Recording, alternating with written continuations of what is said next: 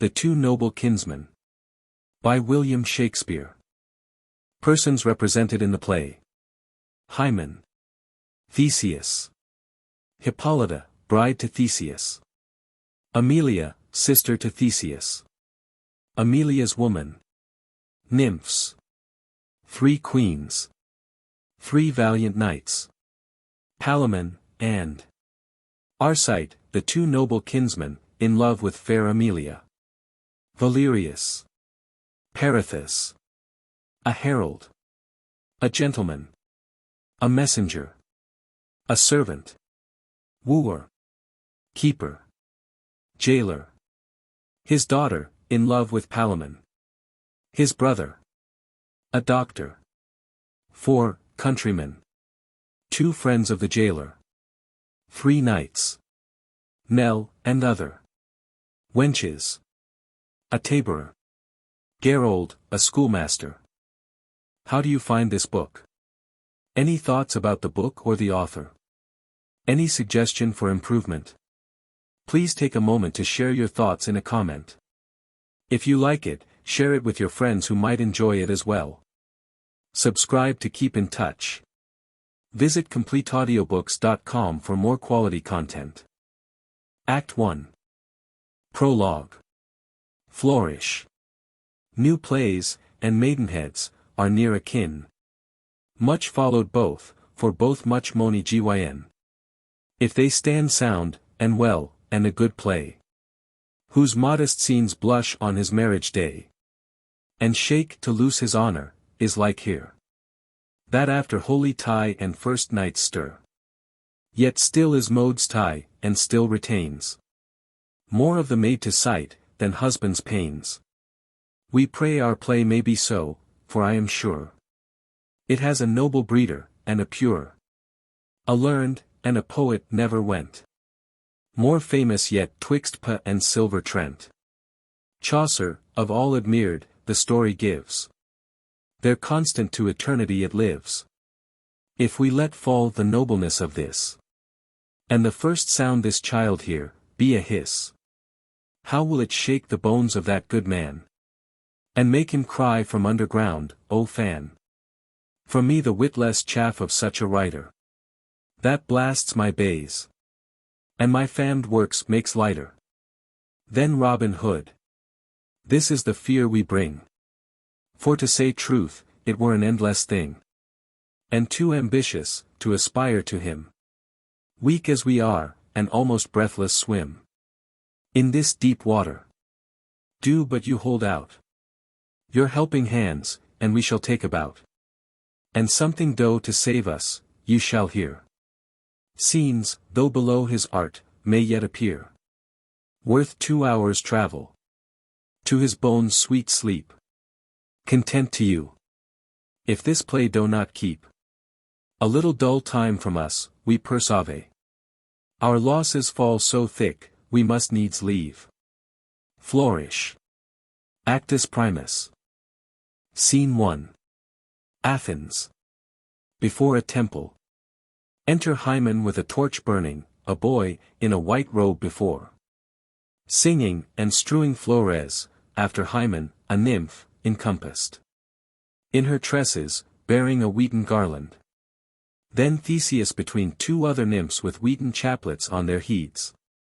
Then Hippolyta the bride, lead by Pirithous, and another holding a garland over her head, her tresses likewise hanging.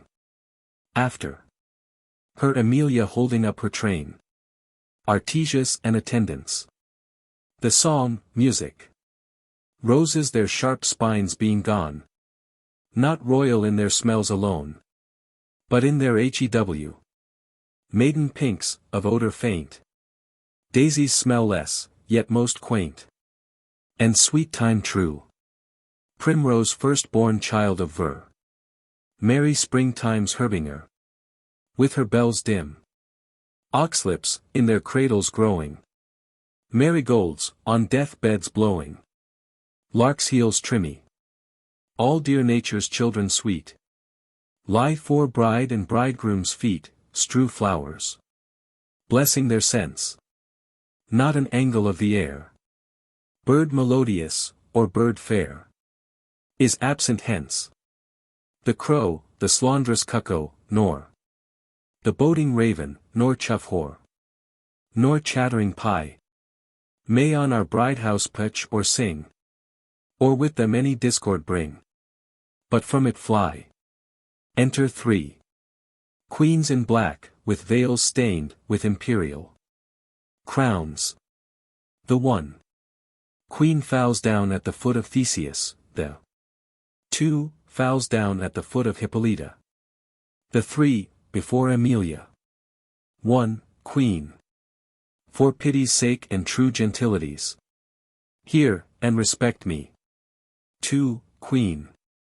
For your mother's sake, and as you wish your womb may thrive with fair ones, hear and respect me. 3 queen.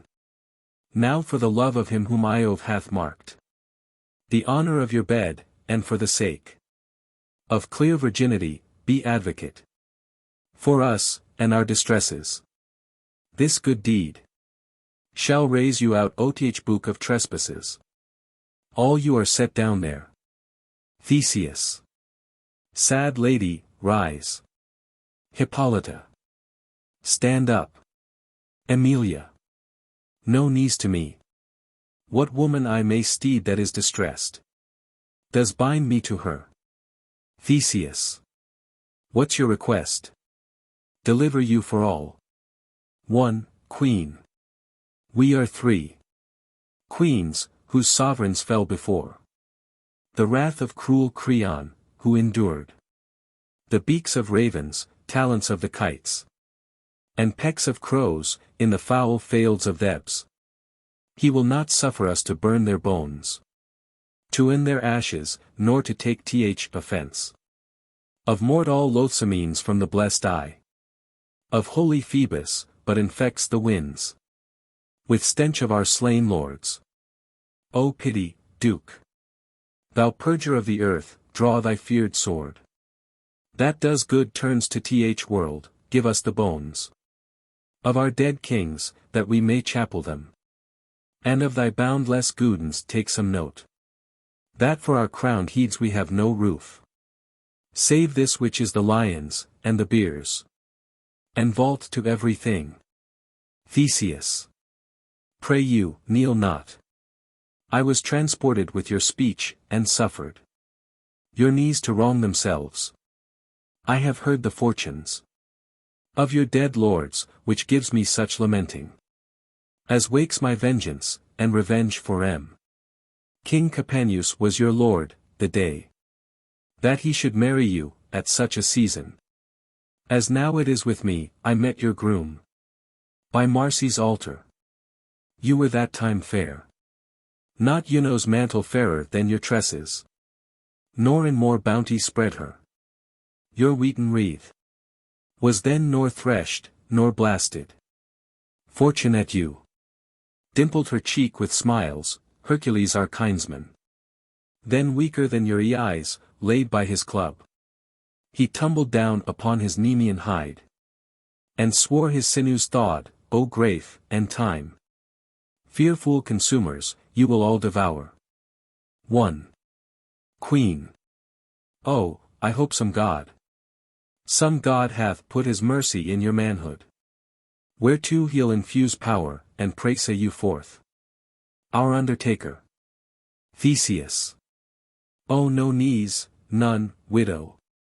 Until the helmeted Bellona use them. And pray for me your soldier. Troubled I am. Turns away. 2 queen. Honored Hippolyta. Most dreaded Amazonian, that hast slain the scythe-tusked boar, that with thy arm is strong, as it is white, wast near to make the male to thy sex captive, but that this thy lord, born to uphold creation in that honor, first nature stilled it in, shrunk thee into the bound thou wast o'erflowing, at once subduing thy force, and thy affection, sole duress, that equally canst pies sternines with pity, whom now I know hast much more power on him than ever he had on thee, who oust his strength. And his love too. Who is a servant for? The 10 hour of thy speech, dear glass of ladies. Bid him that we, whom flaming war doth scorch. Vendor the shadow of his sword may cool us. Require him he advance it or our heeds. Speaked in a woman's key, like such a woman. As any of us 3, weep ere you fail. Lend us a knee. But touch the ground for us no longer time. Then a dove's motion, when the head's plucked off. Tell him if he ith blood sizzed field lay swoln. Showing the sun his teeth, grinning at the moon. What you would do? Hippolyta. Poor lady, say no more. I had as lief trace this good action with you. As that whereto I am going, and never yet. When I so willing way. My lord is taken. Heart deep with your distress, let him consider. I'll speak anon. Free, queen. Oh, my petition was, kneel to Emilia. Set down in ice, which by hot grief uncandied melts into drops, so sorrow, wanting for me, is pressed with deeper matter. Emilia. Pray stand up. Your grief is written in your cheek. Free, queen. Oh woe. You cannot read it there through my tears. Like wrinkled peoples in a glassy stream. You may behold M. Lady, lady, alack. He that will all the treasure know oth earth. Must know the centre too. He that will fish. For my least minnow, let him lead his line. To catch one at my heart. Oh pardon me. Extremity, that sharpens sundry wits.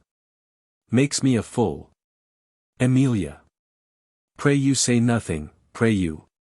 Who cannot feel nor see the rain, being in't. Knows neither wet nor dry, if that you were. The ground piece of some painter.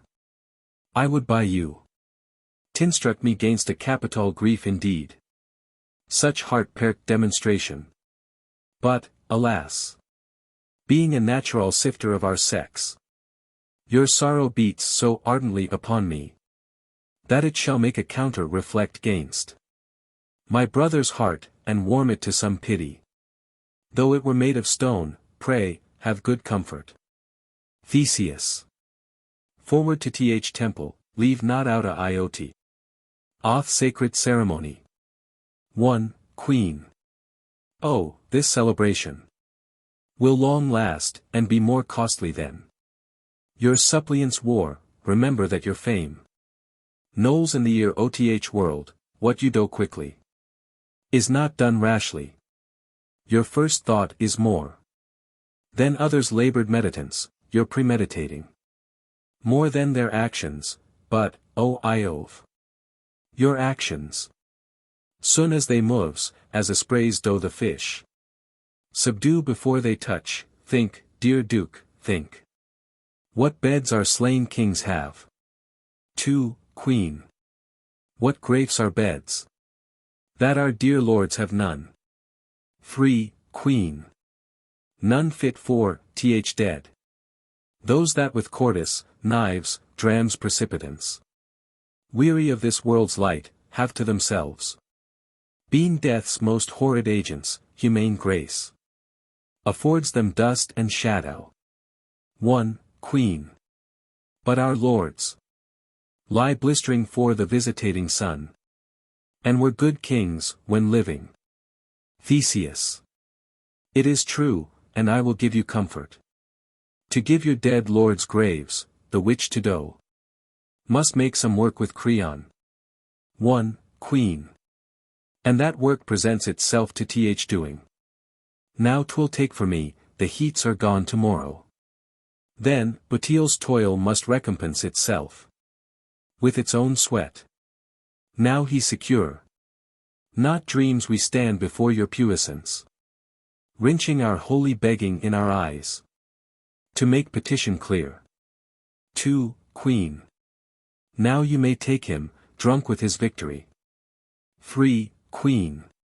And his army full of bread, and sloth. Theseus. Artesius, that best knowest how to draw out fit to this enterprise. The primst for this proceeding, and the number to carry such a business, forth and levy our worthiest instruments, whilst we dispatch this grand act of our life, this daring deed of fate in wedlock. 1. Queen. Dowagers, take hands. Let us be widows to our woes, delay commends us to a famishing hope. All. Farewell. 2. Queen. We come unseasonably, but when could grief call forth, as unpanged judgment can, fits time for best solicitation. Theseus. Why, good ladies, this is a service, whereto I am going, greater than any was. It more imports me than all the actions that I have foregone, or futurely can cope. 1. Queen. The more proclaiming our suit shall be neglected, when her arms, able to lock Io from a synod, shall by warranting moonlight corslet thee, when her twining cherries shall their sweetens fall upon thy tasteful lips. What wilt thou think of rotten kings or blubbered queens? What care for what thou feel'st not, what thou feel'st being able to make Mars spurn his drum? Oh, if thou couch but one night with her, every hour it will take hostage of thee for 100, and thou shalt remember nothing more than what that banquet bids thee to. Hippolyta. Though much unlike, kneeling, you should be so transported, as much sorry I should be such a suitor. Yet I think, did I not by th abstaining of my joy, which breeds a deeper longing, cure their surfeit that craves a present medicine, I should pluck all ladies' scandal on me. Therefore, sir, as I shall here make trial of my prayeres, either presuming them to have some force, or sentencing for either vigor dom, prorogue this bucines we are going about, and hang your shield afore your heart, about that neck, which is my fee, and which I freely lend to do these poor queens service. All queens. Oh, help now. Our cause cries for your knee. Emilia. If you grant not, kneeling, my sister her petition in that force, with that celerity in nature, which she makes it in, from henceforth I'll not dare to ask you anything, nor be so hardy ever to take a husband. Theseus. Pray stand up. I am entreating of myself to do that which you kneel to have me. Pirithous. Lead on the bride, get you and pray the gods for success, and return, omit not anything in the pretended celebration. Queens. Follow your soldier. As before, hence you, to Artesius, and at the banks of Aulis meet us with the forces you can raise, where we shall find the moiety of a number, for a bucines more bigger looked. Since that our the aim is haste, I stamp this kiss upon thy current lip. Sweet, keep it as my token. Set you forward, for I will see you gone exeunt towards the temple. Farewell, my beauteous sister, Pirithous. Keep the feast full, bait not in our aunt. Pirithous. Sir, I'll follow you at heels, the feast solemnity shall want till your return. Theseus. Cosin, I charge you, budge not from Athens. We shall be returning ere you can end this feast, of which, I pray you, make no abatement. Once more, farewell all. 1. Queen. Thus dost thou still make good the tongue oth world. 2. Queen. And earnest a deity equal with Mars. 3. Queen. If not above him, 4. Thou being but mortal makest affections bend to godlike honors, they themselves, some say, groan under such a mostri. Theseus. As we are men. Thus should we do, being sensually subdued. We lose our humane title. Good cheer, ladies.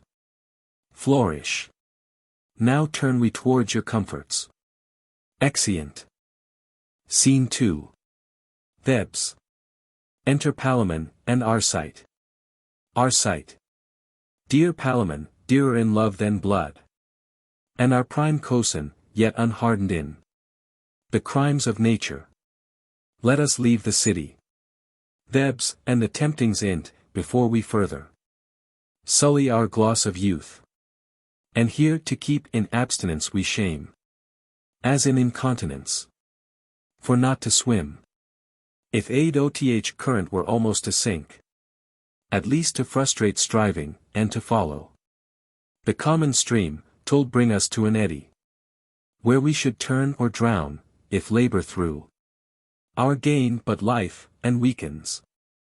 Palamon. Your advice is cried up with example, what strange ruins. Since first we went to Scool, may we perceive, walking in Thebes, scars, and bare weeds. The gain martialist, who did propound to his bold ends honor, and golden ingots, which though he won, he had not, and now flirted by peace for whom he fought, who then shall offer to Marsy's so scorned altar? I do bleed. When such I meet, and wish great Juno would resume her ancient fit of Ulysses, to get the soldier work, that peace might purge for her repletion, and retain anew her charitable heart now hard, and harsher than strife or war could be. Arcite. Are you not out? Meet you no ruin but the soldier in the cranks and turns of Thebes. You did begin as if you met decays of many kins. Perceive you none, that do arouse your pity, but unconsidered soldier? Palamon.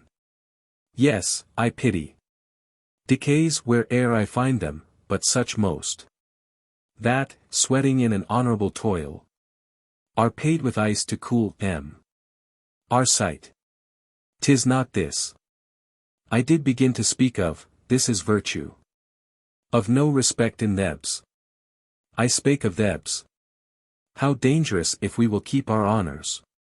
It is for our residing, where every evil hath a good color, where every seeming goods a certain evil, were not to be even yump. As they are, here were to be strangers, and such things to be, mere monsters. Palamon. 'Tis in our power, unless we fear that apes can tutors, to be masters of our manners. What need I affect another's gait, which is not catching, where there is faith, or to be fawned upon another's way of speech, when by mine own I may be reasonably conceived, saved too, speaking it truly. Why am I bound by any generous bond to follow him? Follows his tailor, haply so long until the followed make pursuit. Or let me know why mine own barber is unblessed with him. My poor chin too, for 'tis not scissored highest. To such a favourite's glass, what cannon is there that does command my rapier from my hip, to dangle't in my hand, or to go tiptoe before the street be foule? Either I am the forehorse in the team, or I am none. That draw sequent trace, these poor slight sores need not a plantain, that which rips my bosom almost to hearts. Arcite. Our venkel Creon. Palamon. He, a most unbounded tyrant, whose successes makes heaven unfurred, and villainy assured. Beyond its power there's nothing, almost puts faith in a fever, and deifies alone voluble chance, who only attributes the faculties of other instruments to his own nerves and act, commands men's service. And what they win in't, boot and glory, on, that fears not to do harm, good, dares not. Let the blood of mine that Sibi to him be sucked. From me with leeches, let them break and fall. Off me with that corruption. Our sight. Clear-spirited cousin. Let's leave his court, that we may nothing share. Of his load infamy, for our milk. We'll relish of the pasture, and we must be vile or disobedient, not his kinsmen. In blood, unless in quality. Palamon. Nothing truer. I think the echoes of his shames have dft. The ears of heathen Lyistus, widows' cries. Descend again into their throats, and have not. Enter Valerius. Do audience of the gods. Valerius. Valerius. The king calories for you. Yet be leaden-footed. Till his great rage be off him. Phoebus, when he broke his whipstock and exclaimed against the horses of the sun, but whispered too the loudness of his fury. Palamon. Small winds shake him. But what's the matter? Valerius. Theseus, who where he threats appalls, hath sent deadly defiance to him, and pronounces ruin to Thebes, who is at hand to seal the promise of his wrath. Our sight. Let him approach. But that we fear the gods in him, he brings not a jot of terror to us, yet what man thirds his own worth, the case is each of ours. When that his actions dragged with mind absurd, 'tis bad he goes about. Palamon. Leave that unreasoned. Our services stand now for Thebes, not Creon. Yet to be neutral to him were dishonor. Rebellious to oppose, therefore we must with him stand to the mercy of our fate. Who hath bounded our last minute? Our sight. So we must. Is't said this war's afoot? Or it shall be. On fail of some condition. Valerius. 'Tis in motion. The intelligence of state came in the instant. With the defier. Palamon. Let's to the king, who, were he a quarter carrier of that honor which his enemy come in, the blood we venture should be as for our health, which were not spent, rather laid out for purchase, but, alas, our hands advanced before our hearts. What will the fall stroke do damage? Our sight. Let event. That never-erring arbitrator, tell us. When we know all ourselves, and let us follow the becking of our chance. Exeunt. Scene 3. Before the gates of Athens. Enter Pirithous, Hippolyta, Emilia. Pirithous. No further. Hippolyta. Sir, farewell, repeat my wishes. To our great lord, of whose success I dare not make any timorous question. Yet I wish him excess and overflow of power, and might be to dure ill-dealing fortune, speed to him.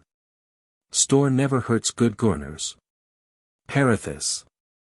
Though I know his ocean needs not my poor drops, yet they must yield their tribute there. My precious maid. Those best affections, that the heavens infuse in their best-tempered paces, keep enthroned in your dear heart. Emilia. Thanks, sir. Remember me to our all-royal brother, for whose speed the great Bellona I'll solicite.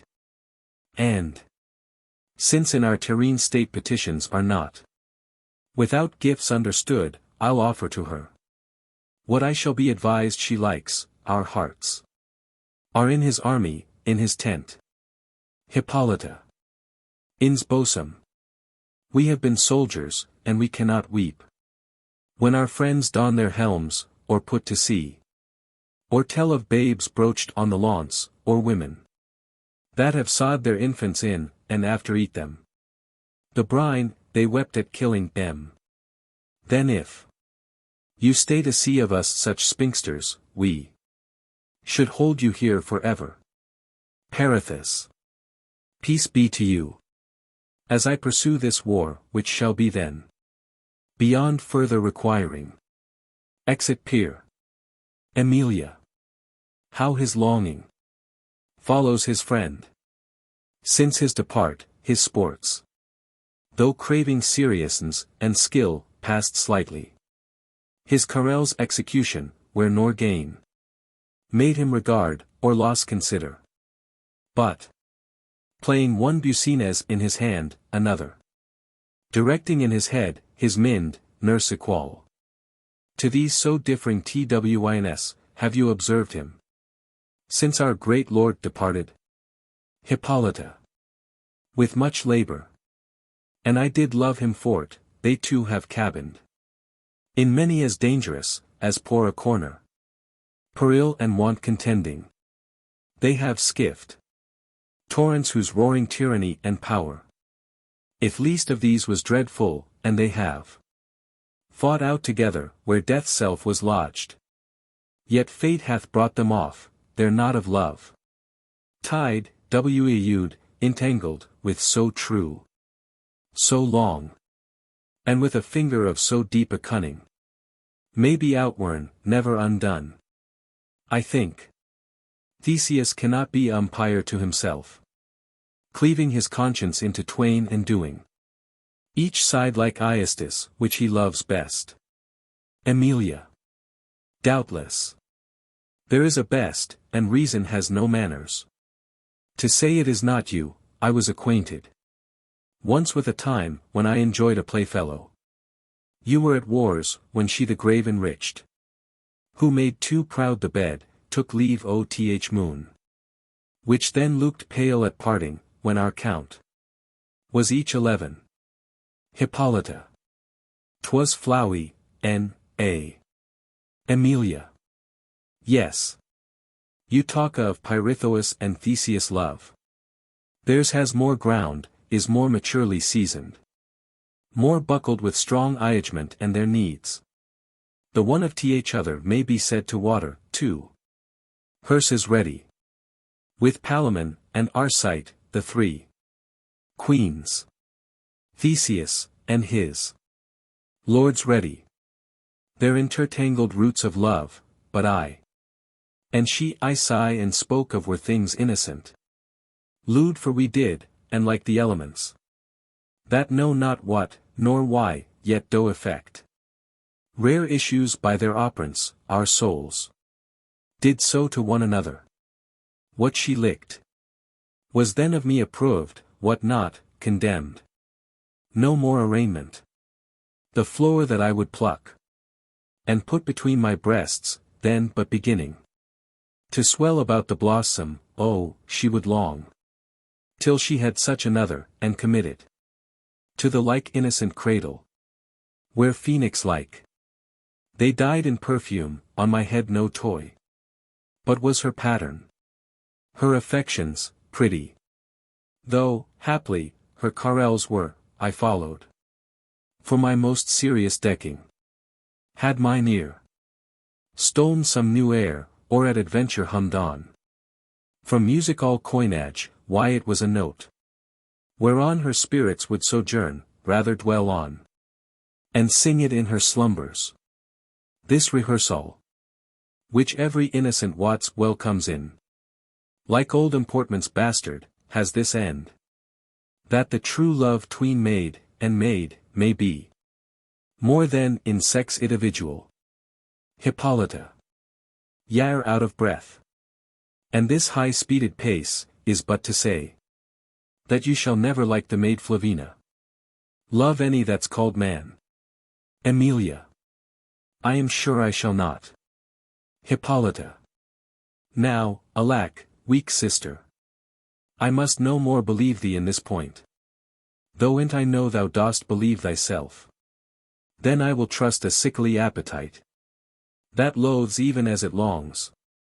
But, sure, my sister, if I were ripe for your persuasion, you have said enough to shake me from the arm of the all-noble Theseus, for whose fortunes I will now in, and kneel with great assurance, that we, more than his Pirithous, possess the high throne in his heart. Emilia, I am not against your faith, yet I continue mine. Exeunt.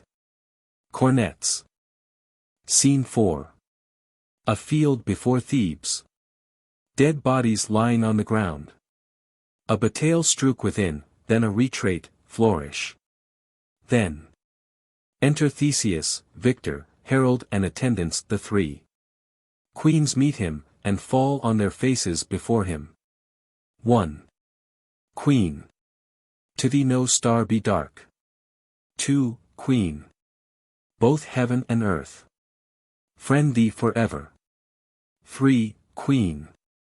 All the good that may be wished upon thy head, I cry amen toot. Theseus. Th impartial gods, who from the mounted heavens view us their mortal herd, behold who erra, and in their time chastise, go and find out the bones of your dead lords, and honor them with treble ceremony. Rather than a gap should be in their dear rights, we would supplight. But those we will depute, which shall invest you in your dignities, and even each thing our hast does leave imperfect, so, adieu. And heaven's good eyes look on you. What are those? Exeunt. Queens. Herald. Men of great quality, as may be judged by their appointment, Son of Thebes have tolls. They are sisters' children, nephews to the king. Theseus. By th helm of Mars, I saw them in the war. Like to a pair of lions, smeared with prey, make lanes in troops aghast. I fixed my note constantly on them, for they were a mark worth a god's view. What prisoner was that told me, when I inquired their names? Herald. Why leave, they are called Arcite and Palamon. Theseus. 'Tis right, those. They are not dead. Herald. Nor in a state of life, had they been taken. When their last hurts were given, 'twas possible. 3. Hearses. Ready. They might have been recovered, yet they breathe and haw the name of men. Theseus.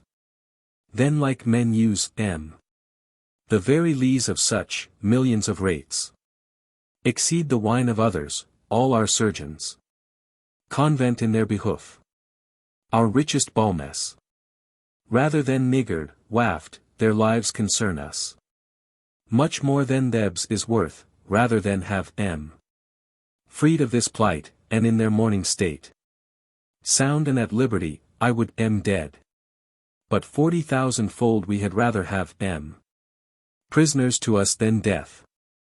Bear speedily from our kind heir, to them unkind, and minister what man to man may do, for our sake more.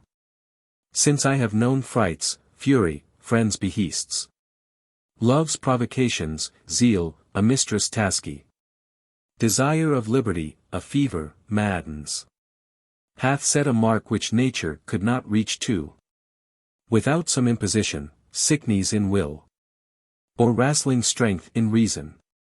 For our love, and great Apollo's mercy, all our best, their best skill tender, lead into the city, where having bound things scattered, we will post, flourish.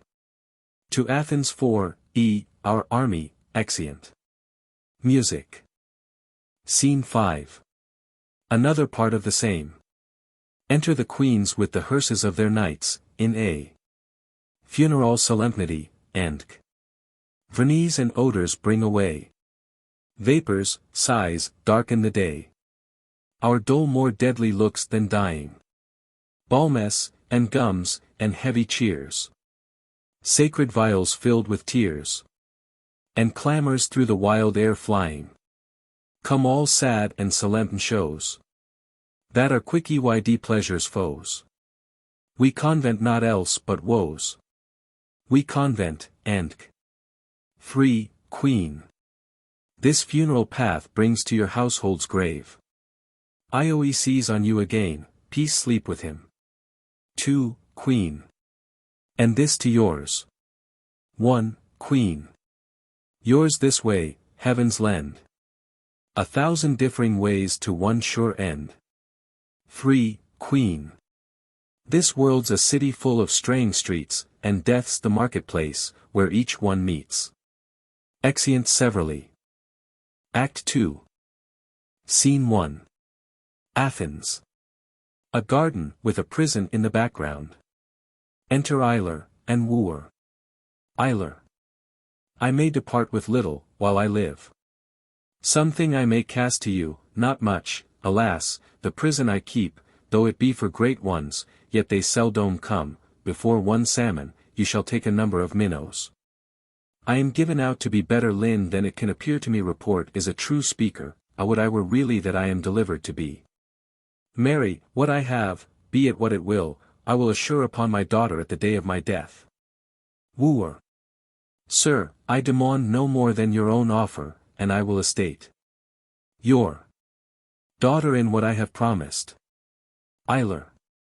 Well, we will talk a more of this, when the solemnity is past. But have you a full promise of her?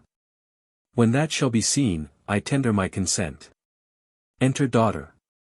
Wooer. I have, sir, here she comes. Eyler. Your friend and I have chanced to name you here, upon the old Bucines, but no more of that now. So soon as the court hurry is over, we will have an end of it, if meantime look tenderly to the 2 prisoners. I can tell you they are princes. Daughter. These strewings are for their chamber. 'Tis pity they are in prison, and 'twere pity they should be out. I do think they have patience to make any adversity ashamed, the prison itself is proud of them, and they have all the world in their chamber. Eyler. They are famed to be a pair of absolute men. Daughter. By my troth, I think fame but stammers they stand a grise above the reach of report. Eyler. I heard them reported in the bataille to be the only doers. Daughter. Nay, most likely, for they are noble sufferers, I merveil how they would have looked had they been victors, that with such a constant nobility enforce a freedom out of bondage, making misery their mirth, and affliction a toy to jest at. Eyler. Do they so? Daughter.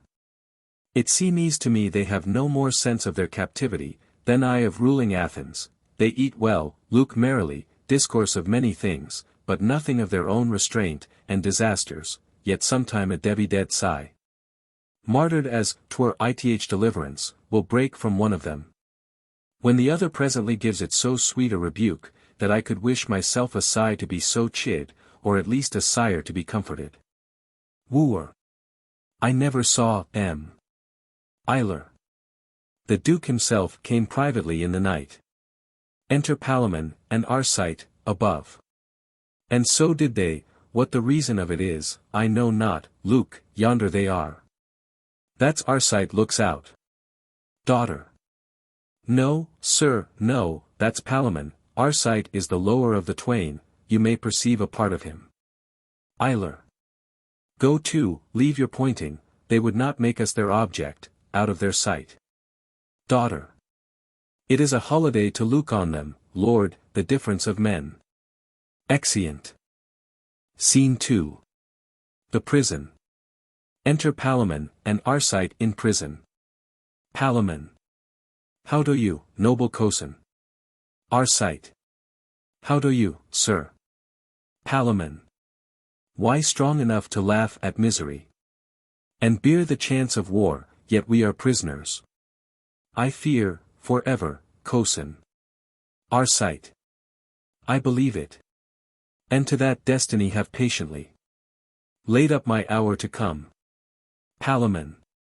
O cozen Arcite. Where is Thebes now? Where is our noble country? Where are our friends, and kindreds? Never more. Must we behold those comforts, never see? The hardy youths strive for the games of honor. hung with the painted favours of their ladies. Like tall ships under sail, then start amongst and as an east wind leave all behind us. Like lazy clouds, whilst Palamon and Arcite, even in the wagging of a wanton leg, outstripped the people's praises, won the garlands, ere they have time to wish ours. Oh, never shall we too exercise, like Twns of honor, our arms again, and feel our fiery horses, like proud seas under us, our good swords now. Better the ready yd god of war never war. Ravished our sides, like age must run to rust, and deck the temples of those gods that hate us. These hands shall never draw out like lightning, to blast whole armies more. Arcite. No, Palamon. Those hopes are prisoners with us, here we are. And here the graces of our youths must wither. Like a too timely spring, here age must find us. And, which is heaviest, Palamon, unmarried. The sweet embraces of a loving wife, loaden with kisses, armd with thousand cupids, shall never clasp our necks, no issue know us.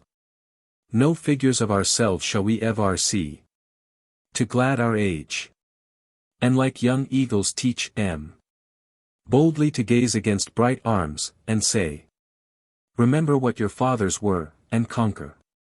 The fairy yd maids, shall weep our banishments, and in their songs, curse ever blinded fortune, till she for shame see what a wrong she has done to youth and nature. This is all our world. We shall know nothing here but one another. Hear nothing but the clock that telephones our woes. The vine shall grow, but we shall never see it. Summer shall come, and with her all delights. But dead cold winter must inhabit here still. Palamon. 'Tis too true, Arcite. To our Theban hounds, that shook the aged forest with their echoes, no more now must we hallo, no more shake our pointed iavelins, whilst the angry swine flies like a Parthian quiver from our rages. Struck with our well-steeled darts, all valiant uses, the food and nourishment of noble Mindes, in us too here shall perish. We shall die. Which is the curse of honor, lastly. Children of grief and ignorance. Arcite. Yet, Cosin. Even from the bottom of these miseries, from all that fortune can inflict upon us, I see two comforts rising, two mere blessings. If the gods please, to hold here a brave patience, and the enjoying of our griefs together. Whilst Palamon is with me, let me perish. If I think this our prison. Palamon. Certainly. 'Tis a main goodens, Cosin, that our fortunes were twin together. 'Tis most true, two souls put in two noble bodies, let suffer the gowl of hazard, so they grow together. Will never sink, they must not, say they could. A willing man dies sleeping, and all's done. Arcite.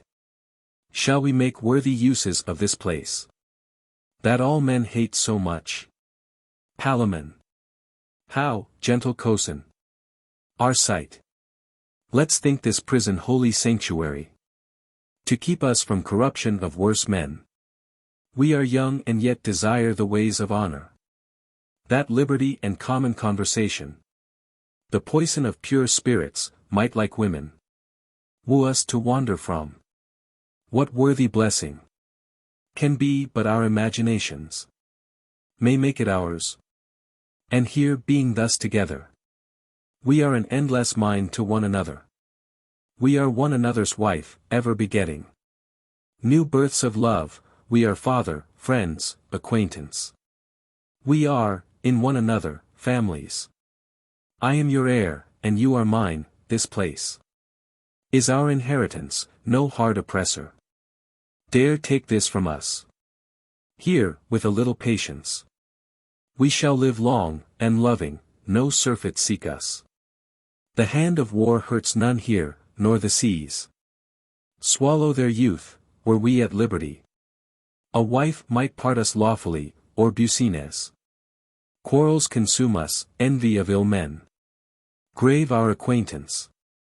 I might sicken, cozen. Where you should never know it, and so perish. Without your noble hand to close mine eyes. Or prayers to the gods, 1,000 chances. Were we from hence, would sever us. Palamon. You have made me. I thank you, cozen Arcite, almost wanton. With my captivity, what a misery. It is to live abroad, and everywhere. 'Tis like a beast, methinks, I find the court here. I am sure, a more content. And all those pleasures. That were the wills of men to vanity. I see through now, and am sufficient. To tell the world, 'tis but a gaudy shadow. That old time, as he passes by, takes with him. What had we been, old in the court of Creon? Where sin is acquiesces, lust and ignorance. The virtues of the great ones. Cozen Arcite. Had not the loving gods found this place for us? We had died as they do, ill old men, unwept. And had their epitaphs, the people's curses. Shall I say more? Arcite. I would hear you still. Palamon.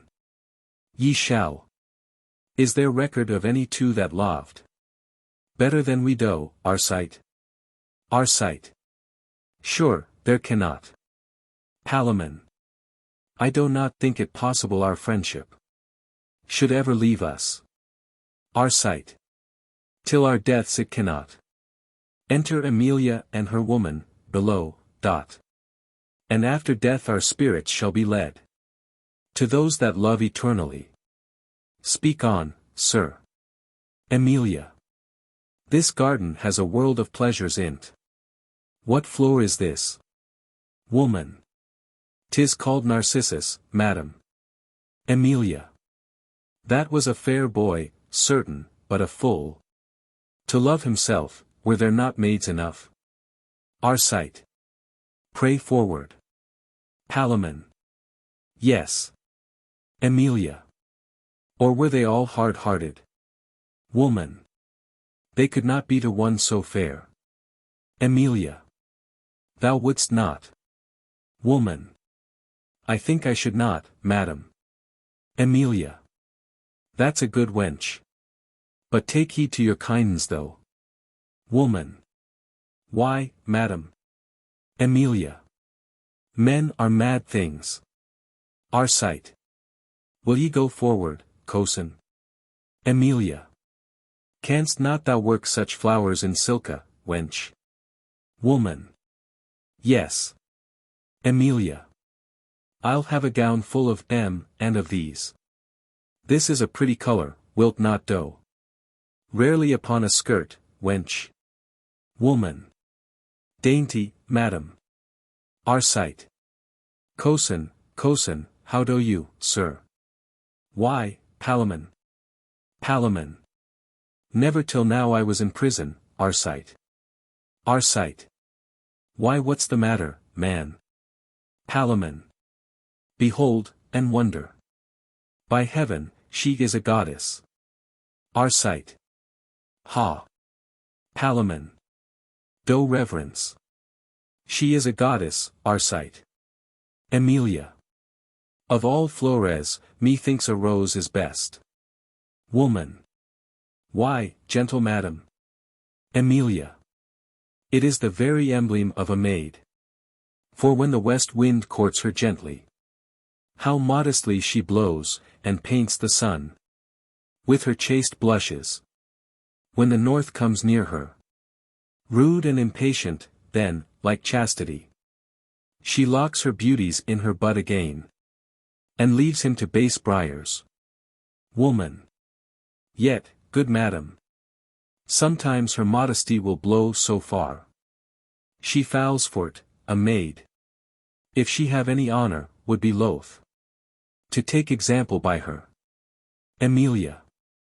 Thou art wanton. Arcite. She is wondrous fair. Palamon. She is beauty extant. Emilia. The sun grows high, let's walk in, keep these flowers. We'll see how near art can come near their colors. I am wondrous merry-hearted, I could laugh now. Woman. I could lie down, I am sure. Emilia. And take one with you. Woman. That's as we bargain, madam. Emilia. Well, agree then. Exeunt Emilia and woman. Palamon. What think you of this beauty? Arcite. 'Tis a rare one. Palamon. Is't but a rare one? Arcite. Yes, a matchless beauty. Palamon. Might not a man well lose himself and love her? Arcite. I cannot tell what you have done, I have. Beshrew mine eyes for't, now I feel my shackles. Palamon. You love her, then? Arcite. Who would not? Palamon. And desire her? Arcite. Before my liberty. Palamon. I saw her first. Arcite. That's nothing. Palamon.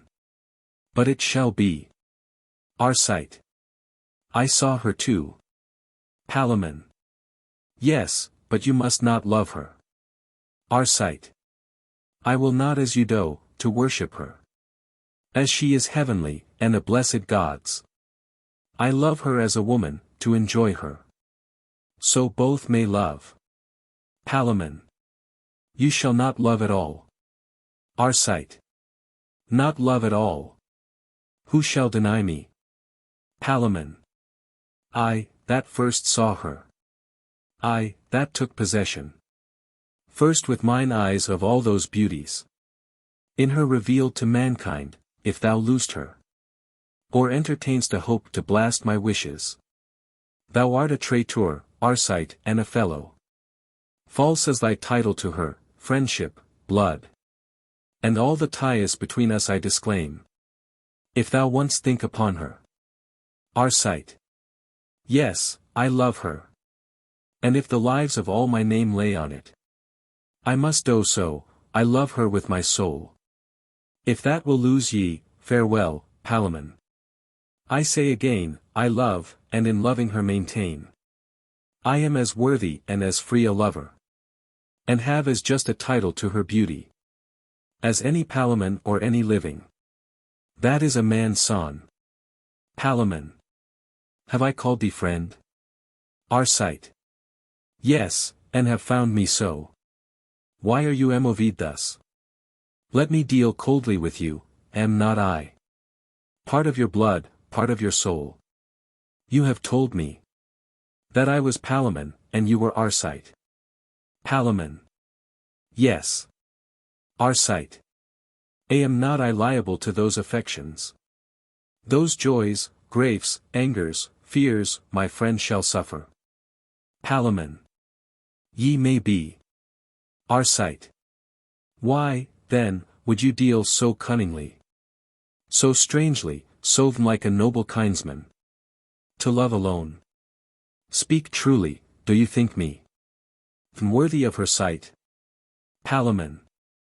No, but unjust. If thou pursue that sight. Arcite. Because another first sees the enemy, shall I stand still? And let mine honor down, and never charge? Palamon. Yes, if he be but one. Arcite. But say that one had rather combat me. Palamon. Let that one say so. And use thy freedom, else if thou pursuest her. Be as that cursed man that hates his country. A branded villain. Arcite. You are mad. Palamon. I must be. Till thou art worthy, Arcite, it concerns me. And in this maddens, if I hazard thee. And take thy life, I deal but truly. Arcite. Fie, sir. You play the child extremely, I will love her. I must, I ought to do so, and I dare. And all this justly. Palamon. Oh that now, that now. Thy false self and thy friend had but this fortune.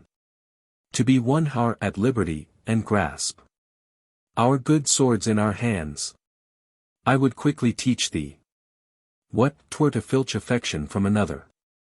Thou art baser in it than a cutpurse. Put but thy head out of this window more. And as I have a soul, I'll nail thy life to't our sight. Thou darest not, fool, thou canst not, thou art feeble. Put my head out. I'll throw my body out. And leap the garden when I see her next. Enter keeper. And pitch between her arms to anger thee. Palamon. No more, the keeper's coming. I shall live to knock thy brains out with my shackles. Our sight. Doe. Keeper. By your leave, gentlemen. Palamon. Now, honest keeper. Keeper. Lord Arcite, you must presently to Th Duke. The cause I know not yet. Arcite. I am ready, keeper. Keeper. Prince Palamon, I must awhile bereave you of your fair cousin's company. Exeunt Arcite, and keeper. Palamon. And me too. Even when you please, of life. Why is he sent for? It may be he shall marry her. He's goodly. And like enough the Duke hath taken notice. Both of his blood and body, but his falsehood. Why should a friend be treacherous? If that. Get him a wife so noble, and so fair. Let honest men any love again. Once more. I would but see this fair one. Blessed garden. And fruit, and flowers more blessed, that still blossom. As her bright eyes shine on ye. Would I were. For all the fortune of my life hereafter. Yon little tree, yon blooming apricot. How I would spread, and fling my wanton arms. In at her window. I would bring her fruit. Fit for the gods to feed on, youth and pleasure. Still as she tasted should be doubled on her. And if she be not heavenly, I would make her. So near the gods in nature, they should fear her. Enter keeper. And then I am sure she would love me. How now, keeper? Where's Arcite? Keeper. Banished, Prince Pirithous. Obtained his liberty, but never more. Upon his oath and life must he set foot. Upon this kingdom. Palamon. He's a blessed man. He shall see Thebes again, and call to arms the bold young men, that, when he bids them charge, fall on like fire. Arcite shall have a fortune. If he dare make himself a worthy lover. Yet in the field to strike a battle for her. And if he lose her then, he's a cold coward. How bravely may he bear himself to win her. If he be noble Arcite, 1,000 ways. Were I at liberty, I would do things of such a virtuous gradance, that this lady, this blushing virgin, should take manhood to her. And seek to ravish me. Keeper. My lord for you. I have this charge too. Palamon. To discharge my life. Keeper. No, but from this place to remove your lordship. The windows are too open. Palamon. Devils take m. That are so envious to me. Prithee kill me. Keeper. And hang for it afterward. Palamon. By this good light. Had I a sword I would kill thee. Keeper. Why, my lord? Palamon. Thou bringst such pelting scurry news continually. Thou art not worthy life. I will not go. Keeper. Indeed, you must, my lord. Palamon. May I see the garden? Keeper. No. Palamon. Then I am resolute, I will not go. Keeper. I must constrain you then, and for you are dangerous. I'll clap more irons on you. Palamon. Go, good keeper. I'll shake so, ye shall not sleep. I'll make ye a new Maurice, must I go? Keeper. There is no remedy. Palamon. Farewell, kind window. May rude wind never hurt thee. Oh, my lady! If ever thou hast felt what sorrow was. Dream how I suffer. Come, now bury me. Exeunt Palamon, and Keeper. Scene 3. The country near Athens. Enter Arcite. Arcite. Banish the kingdom. 'Tis a benefit. A mercy I must thank for, but banished. The free enjoying of that face I die for. Oh, 'twas a stud-dyed punishment, a death beyond imagination, such a vengeance, that, were I old and wicked, all my sins could never pluck upon me. Palamon. Thou hast the start now, thou shalt stay and see her bright eyes break each morning gainst thy window, and let in life into thee.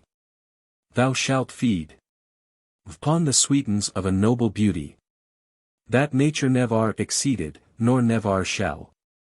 Good gods! What hap pines has Palamon? 20-1, he'll come to speak to her. And if she be as gentle as she's fair, I know she's his. He has a tongue will tame tempests, and make the wild rocks wanton. Come what can come. The worst is death, I will not leave the kingdom. I know mine own is but a heap of ruins, and no redress there. If I go, he has her. I am resolute, and other shape shall make me, or end my fortunes. Either way, I am happy. I'll see her, and be near her, or no more. Enter 4 country people, and one with a garland before them. 1. Countryman. My masters, I'll be there, that's certain. 2. Countryman. And I'll be there. 3. Countryman. And I. 4. Countryman. Why, then, have with ye, boys, 'tis but a chiding. Let the plough play today, I'll tickle out of the Iades tales tomorrow. 1. Countryman. I am sure to have my wife as jealous as a turkey. But that's all one, I'll go through, let her mumble. 2. Countryman. Clap her aboard tomorrow night, and stow her, and all's made up again. 3. Countryman. I, do but put a fescue in her fist, and you shall see her take a new lesson out, and be a good wench. Do we all hold against the maying? 4. Countryman. Hold. What should ail us? 3. Countryman. Arcas will be there. 2. Countryman. And Senois. And Ricas, and 3. Better lads never danked under green tree. And ye know what wenches, ha! But will the dainty Domini, the schoolmaster, keep touch, do you think? For he does all, ye know. 3. Countryman. He'll eat a hornbook ere he fail, go to, the matter's too far driven between him and the tanner's daughter, to let slip now, and she must see the duke, and she must dance too. 4. Countryman. Shall we be lusty? 2. Countryman. All the boys in Athens blow wind ith breach ons, and here I'll be and there I'll be, for our town, and here again, and there again, ha, boys, hey for the weavers. 1. Countryman. This must be done ith woods. 4. Countryman. Oh, pardon me. 2. Countryman. By any means, our thing of learning says so. Where he himself will edify the duke most parlously in our behalfs, he's excellent ith woods. Bring him to th plains, his learning makes no cry. 3. Countryman. We'll see the sports, then, every man two's tackle. And, sweet companions, let's rehearse by any means. Before the ladies see us, and doe sweetly. And God knows what may come on't. 4. Countrymen. Content. The sports once ended, we'll perform. Away, boys, and hold our sight. By your leaves, honest friends, pray you, whither go you? 4. Countrymen. Whither? Why, what a question's that? Our sight. Yes, 'tis a question, to me that know not. 3. Countrymen. To the games, my friend. 2. Countrymen. Where were you bred, you know it not? Our sight. Not far, sir. Are there such games today? 1. Countrymen. Yes, marry, are there. And such as you ne'er saw. The Duke himself will be in person there. Our sight. What pastimes are they? 2. Countrymen. Wrastling, and running. 'Tis a pretty fellow. 3. Countrymen. Thou wilt not go along. Our sight. Not yet, sir. 4. Countrymen. Well, sir. Take your own time, come, boys. 1. Countryman. My mind misgives me. This fellow has a vengeance trick oth hip. Mark how his body's made for't. 2. Countryman. I'll be hanged, though. If he dare venture. Hang him, plum porridge. He wrastle. He roast eggs. Come, let's be gone, lads.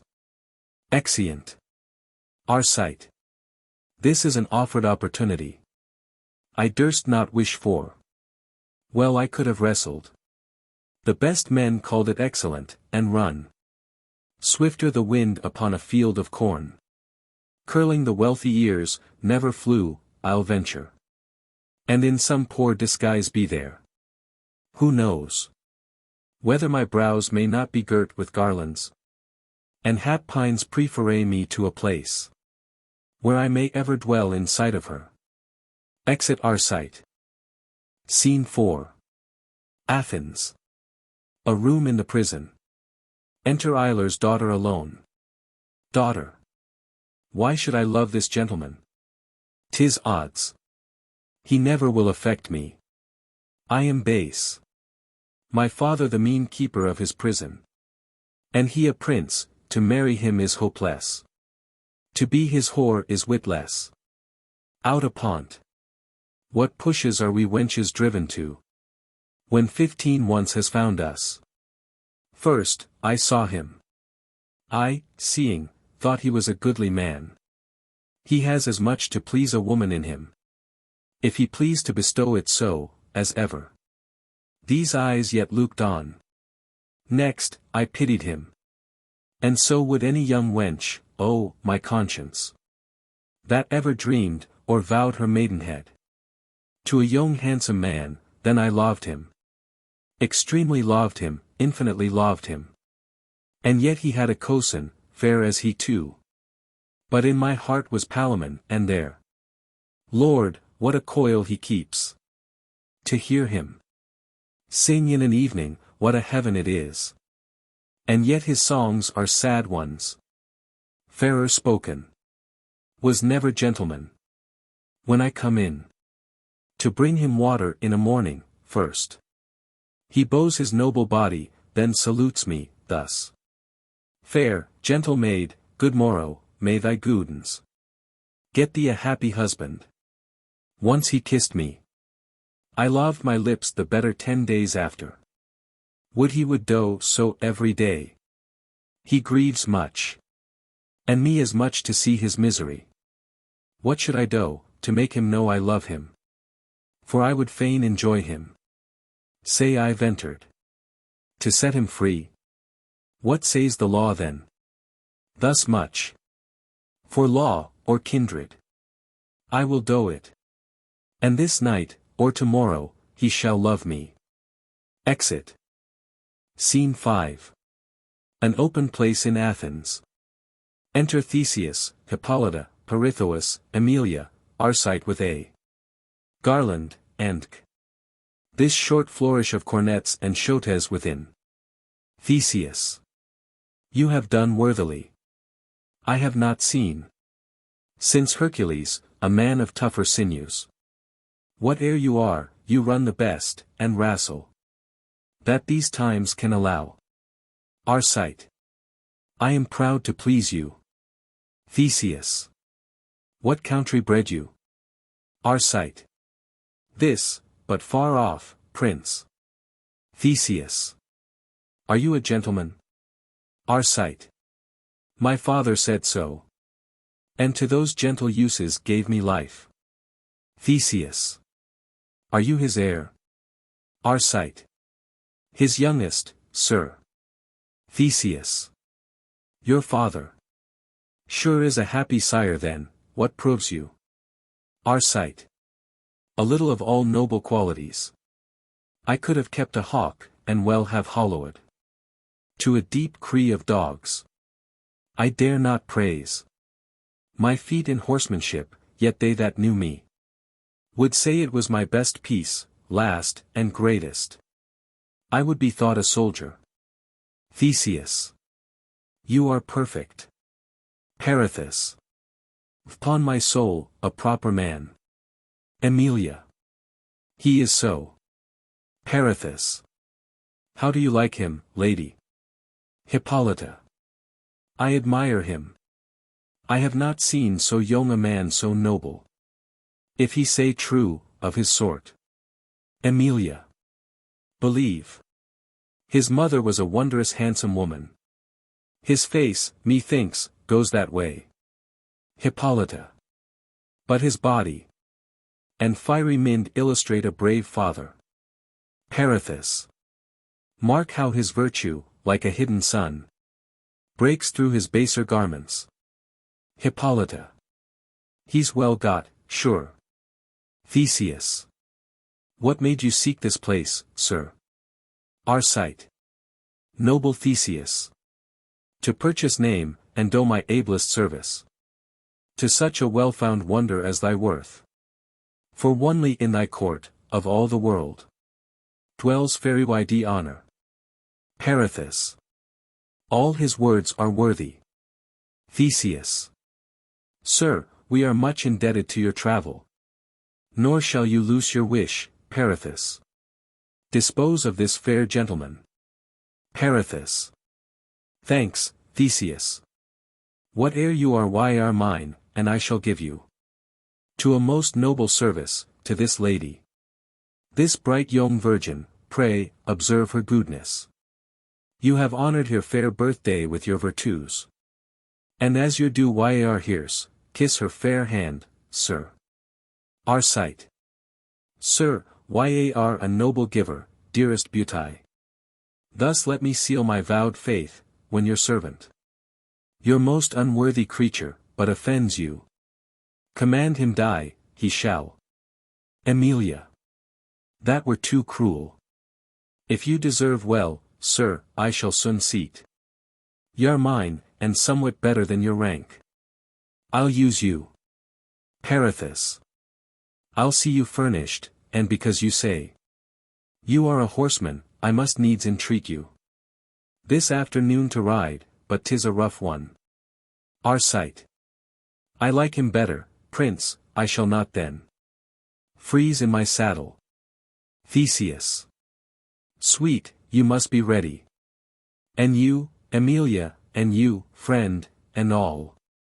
Tomorrow by the sun, to do observance. To Florai May, in Dien's wood, wait well, sir. Upon your mistress. Emily, I hope. He shall not go afoot. Emilia. That were a shame, sir. While I have horses, take your choice, and what you want at any time, let me but know it. If you serve faithfully, I dare assure you, you'll find a loving mistress. Our sight.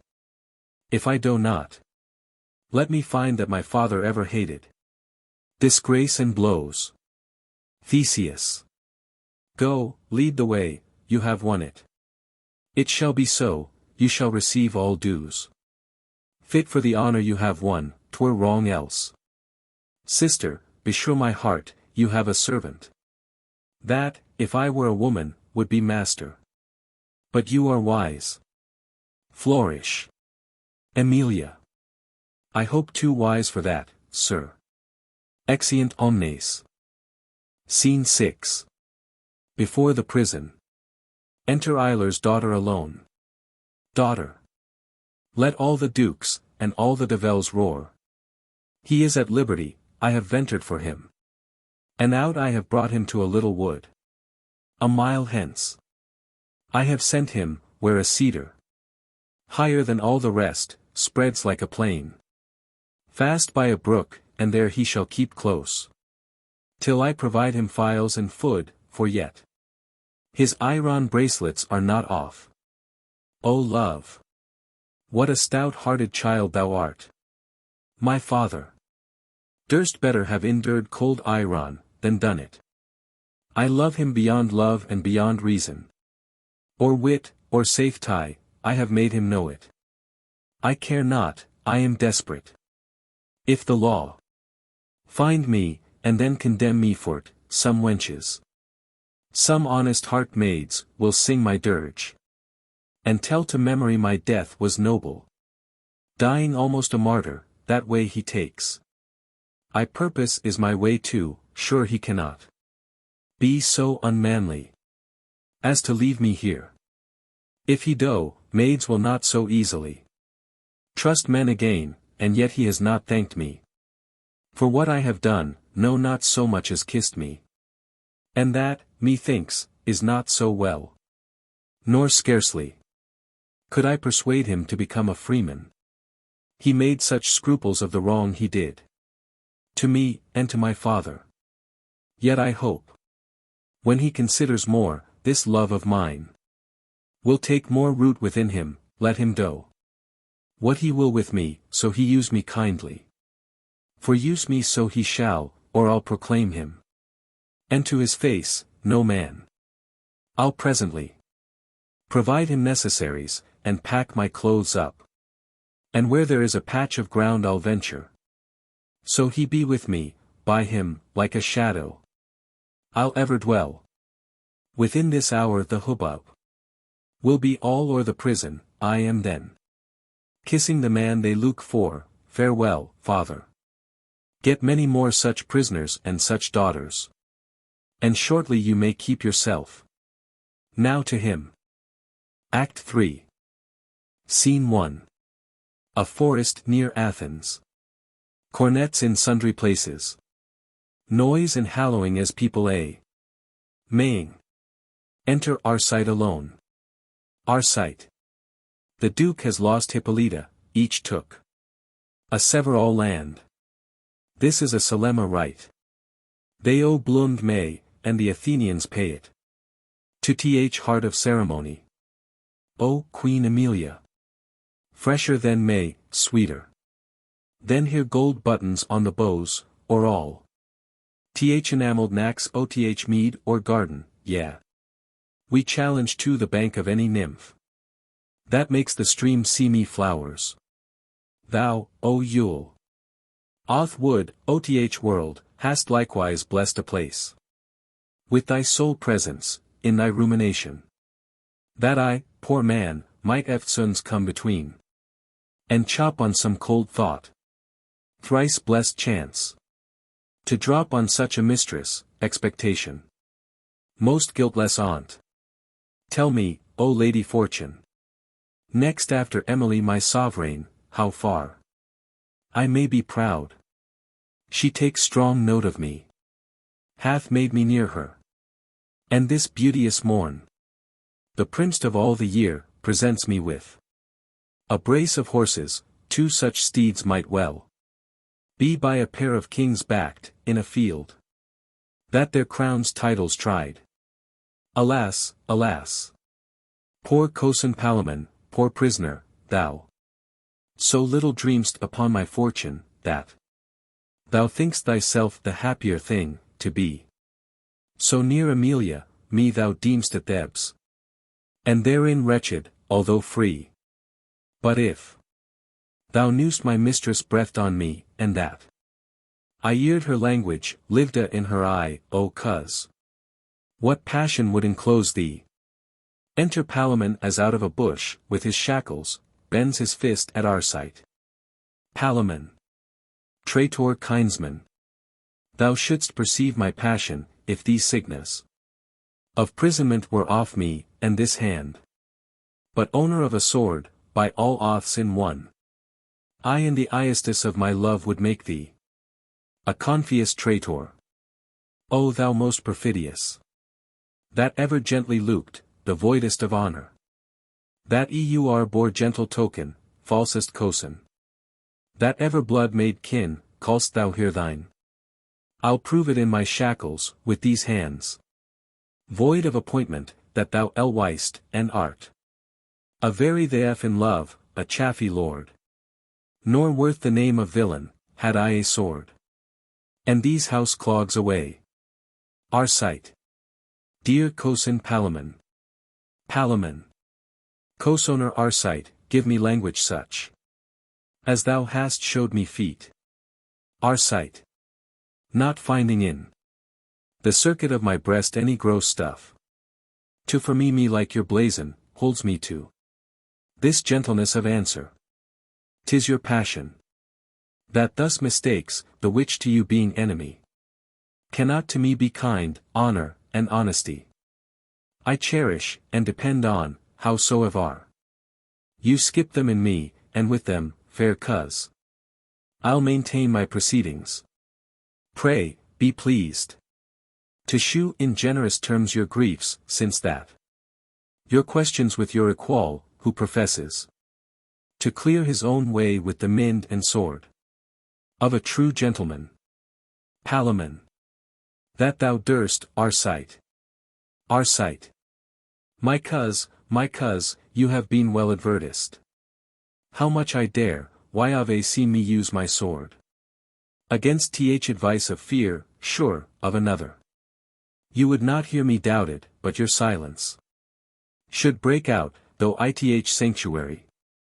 Palamon. Sir.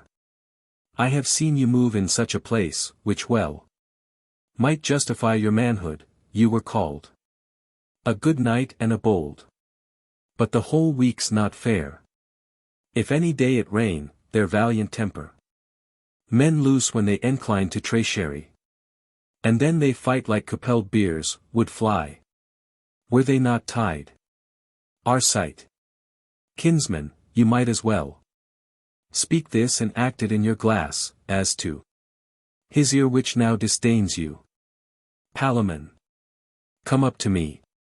Quit me of these cold gyves, give me a sword. Though it be rusty, and the charity of one meal lend me. Come before me then. A good sword in thy hand, and do but say that Emily is thine, I will forgive the trespass thou hast done me, yea, my life. If then thou carried, and brave souls in shades that have died manly, which will seek of me some news from earth, they shall get none but this, that thou art brave and noble. Arcite. Be content. Again betake you to your hawthorn house. With counsel of the night, I will be here. With wholesome viands, these impediments will I file off, you shall have garments and perfumes to kill the smell oth prison. After, when you shall stretch yourself and say but, Arcite, I am in plight, there shall be at your choice both sword and armor. Palamon. O you heavens, dares any so noble beer a guilty Bucines? None. But onely Arcite, therefore none but Arcite. In this kind is so bold. Arcite. Sweet Palamon. Palamon. I do embrace you and your offer, for your offer do I only, sir. Your person. Without hypocrisy I may not wish, wind horns of cornets. More than my sword's edge ont. Arcite. You hear the horns. Enter your musite lest this match betweens be crossed, met, give me your hand, farewell. I'll bring you every needful thing, I pray you. Take comfort and be strong. Palamon. Pray hold your promise. And do the deed with a bent brow, most certain. You love me not, be rough with me, and power. This oil out of your language. By this air. I could for each word give a cuff, my stomach. Not reconciled by reason. Our sight. Plainly spoken. Yet pardon me hard language, when I spur, wind horns. My horse, I chide him not, content and anger. In me have but one face. Hark, sir, they call. The scattered to the banquet, you must guess. I have an office there. Palamon. Sir, your attendance cannot please heaven, and I know your office unjustly is achieved. Our sight. If a good title. I am persuaded this question sick betweens. By bleeding must be curd. I am a suitor. That to your sword you will bequeath this plea. And talk of it no more. Palamon. But this one word. You are going now to gaze upon my mistress. For note you, mine she is. Our sight. Nay, then. Palamon. Nay, pray you. You talk of feeding me to breed me strength. You are going now to look upon a son. That strengthens what it looks on, there. You have a vantage o'er me, but enjoy till I may enforce my remedy. Farewell. Exeunt. Scene 2. Another part of the forest. Enter Eiler's daughter alone. Daughter. He has mistook the break I meant, is gone. After his fancy. 'Tis now well nigh morning. No matter, would it were perpetual night. And darkens Lord Oth world. Hark, 'tis a wolf. In me hath grave slain fear, and but for one thing. I care for nothing, and that's Palamon. I reek not if the wolves would jaw me, so. He had this phial, what if I hallowed for him? I cannot hallow, if I whooped, what then? If he not answered, I should call a wolf. And do him but that service. I have heard strange howls this livelong night, why may not be? They have made prey of him. He has no weapons. He cannot run, the yangling of his gives. Might call fell things to listen, who have in them a sense to know a man unarmed, and can smell where resistance is. I'll set it down. He's torn it to pieces. They howled many together. And then they fed on him, so much for that. Be bold to ring the bell, how stand I then? All's charred when he is gone. No, no, I lie. My father's to be hanged for his escape. Myself to beg, if I prized life so much as to deny my act, but that I would not. Should I try death by dozens dot, I am mocked. Food took I none these 2 days. Sipped some water. I have not closed mine eyes, save when my lid scoured off their brine. Alas! Dissolve you my life, let not my sense unsettle. Lest I should drown, or stab or hang myself. O state of nature, fail together in me. Since thy best props are warped. So, which way now? The best way is the next way to a grave. Each errant step beside is torment. Lo! The moon is down, the crickets chirp, the shrike-owl calls in the dawn, all offices are done. Save what I fail in, but the point is this. An end, and that is all. Exit. Scene 3. Same as scene I. Enter Arcite, with meat, wine, and phials. Arcite. I should be near the place, Hoa, Cosin Palamon. Enter. Palamon. Palamon. Arcite. Arcite. The same, I have brought you food and phials. Come forth and fear not, here's no Theseus. Palamon. Nor none so honest, Arcite. Arcite. That's no matter. We'll argue that hereafter. Come, take courage. You shall not die thus beastly. Here, sir, drink. I know you are faint, then I'll talk a further with you. Palamon. Arcite, thou mightst now poison me. Arcite. I might. But I must fear you first. Sit down, and, good, now. No more of these vain parleys. Let us not. Having our ancient reputation with us. Make talk for fools and cowards. To your health, and Palamon. Do. Arcite. Pray, sit down then. And let me entreat you. By all the honesty and honor in you. No mention of this woman, tea will disturb us. We shall have time enough. Palamon. Well, sir, I'll pledge you. Arcite. Drink a good hearty draught, it breeds good blood, man.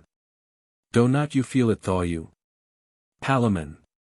Stay, I'll tell you after a draught or two more. Arcite. Spare it not, the Duke has more, cuz, eat now.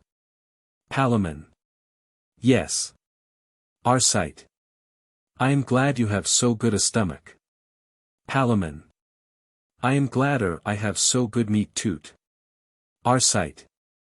Is't not mad lodging here in the wild woods, cozen? Palamon. Yes, for them that have wild consciences. Arcite. How taste your victuals? Your hunger needs no sauce, I see. Palamon. Not much. But if it did, yours is too tart, sweet cozen. What is this? Arcite. Venison. Palamon. 'Tis a lusty meat. Jew me more wine, here, Arcite, to the wenches. We have known in our days. The Lord Steward's daughter.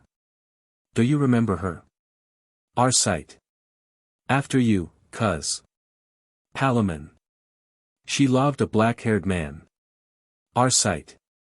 She did so, well, sir. Palamon. And I have heard some call him Arcite, an. Arcite. Out with, faith. Palamon. She met him in an arbor. What did she there, cuz? Play oth virginals. Arcite. Something she did, sir. Palamon. Made her groan a moneth fort, or two. Or three. Or 10. Arcite. The marshal's sister. Had her share too, as I remember, cozen. Else there be tales abroad, you'll pledge her. Palamon. Yes. Arcite. A pretty brune wench tea is. There was a time. When young men went a hunting, and a wood. And a broad beach, and thereby hangs a tale, hey ho. Palamon. For Emily, upon my life. Full. Away with this strained mirth. I say again. That sigh was breath for Emily, base cozen. Darest thou break first? Arcite. You are wide. Palamon. By heaven and earth, there's nothing in the honest. Arcite. Then I'll leave you, you are a beast now. Palamon. As thou maxed me, traitor. Arcite. There's all things needful, files and shirts, and perfumes. I'll come again some 2 hours hence, and bring. That shall quiet all. Palamon. A sword and armor. Arcite. Fear me not. You are now too foul, farewell. Get off your trinkets, ye shall want not. Palamon. Sir, ah. Arcite. I'll hear no more. Exit. Palamon. If he keep touch, he dies for't. Exit. Scene 4. Another part of the forest. Enter Eiler's daughter. Daughter. I am very cold, and all the stars are out too. The little stars, and all, that look like aglets. The sun has seen my folly. Palamon. Alas no, he's in heaven. Where am I now? Yonder's the sea, and there's a ship, how it tumbles. And there's a rock lies watching under water. Now, it beats upon it, now. There's a leak sprung, a sound one, how they cry. Spoon her before the wind, ul loose all else. VP with a course or two, and take about, boys. Good night, we are gone. I am very hungry. Would I could find a fine frog. He would tell me news from all parts oth world, then would I make a correct of a cockle shell, and sail by east and northeast to the king of pygmies. For he telephones fortunes rarely. Now my father, 20-1, is trussed up in a trice. Tomorrow morning, I'll say never a word. Sing. For I'll cut my green coat a foot above my knee, and I'll clip my yellow locks an inch below mine eie. Hey, Nani, he's by me a white cut, forth for to ride and I'll go seek him, through the world that is so wide. Hey Nani. Oh, for a prick now like a nightingale, to put my breast against. I shall sleep like a top else. Exit. Scene 5. Another part of the forest. Enter a schoolmaster, 4 countrymen, and Bavian. 2 or 3 wenches, with a tabor. Schoolmaster. Fy, what tediosity, and disinsanity is here among ye? Have my rudiments been laboured so long with ye? Milk done to ye, and by a figure even the very plum broth and marrow of my understanding laid upon ye? And do you still cry, where, and how, and wherefore? You most coarse frieze capacities, ye Jane Iagements, have I said, thus let be, and there let be, and then let be, and no man understand me? Pro deum, medius fitius, ye are all dunces. For why, here stand I, here the Duke comes, there are you close in the thicket, the Duke appears, I meet him and unto him I utter learned things and many figures, he hears, and nods, and hums, and then cries, rare, and I go forward. At length I fling my cap up, mark there, then do you, as once did Meleager and the boar, break calmly out before him, like true lovers, cast yourselves in a body decently, and sweetly, by a figure trace and turn, boys. 1 countryman. And sweetly we will do it, Master Gerold. 2 countryman. Draw up the company. Where's the tabor? 3 countryman. Why, Timothy. Tabor. Here, my mad boys, have at ye. Schoolmaster. But I say, where's their women? 4 countryman. Here's Frizz and Maudline. 2 countryman. And little Luce with the white legs, and bouncing Barbary. 1 countryman. And freckled Nell, that never failed her master. Schoolmaster. Where be your ribbons, maids? Swim with your bodies. And carry it sweetly, and deliverly. And now and then a faw and a frisk. Nell. Let us alone, sir. Schoolmaster. Where's the rest oth music? 3 countrymen. Dispersed as you commanded. Schoolmaster. Couple, then. And see what's wanting, where's the Bavian? My friend, carry your tale without offence. Or scandal to the ladies, and be sure. You tumble with audacity and manhood. And when you bark, do it with judgment. Bavian. Yes, sir. Schoolmaster. Quo usque tandem. Here is a woman wanting. 4 countrymen. We may go whistle, all the fats ith fire. Schoolmaster. We have. As learned authors utter, washed a tile. We have been fatuous, and labored vainly. 2 countrymen. This is that scornful piece, that scurvy Hilding. That gave her promise faithfully, she would be here. Cicely the sempster's daughter. The next gloves that I give her shall be dog skin. Nay, and she fail me once, you can tell, Arcas. She swore by wine and bread, she would not break. Schoolmaster. An eel and woman. A learned poet says, Unnals by th tale. And with thy teeth thou hold, will either fail. In manners this was false position. 1. Countryman. A fire ill take her, do she flinch now? 3. Countryman. What shall we determine, sir? Schoolmaster. Nothing. Our Bucines is become a nullity. Yea, and a woeful, and a piteous nullity. 4. Countryman. Now when the credite of our town lay on it. Now to be Frampol, now to piss oth nettle. Go thy ways, I'll remember thee, I'll fit thee. Enter Eiler's daughter. Daughter. Sings. The George Alo came from the south. From the coast of Barbary. And there he met with brave gallants of war. By 1, by 2, by 3, well hailed, you jolly gallants. And whither now are you bound, Oh, let me have your company, chair and stools out. Till, I, come to the sound, There was 3 fools, fell out about an howlet. The one said it was an owl.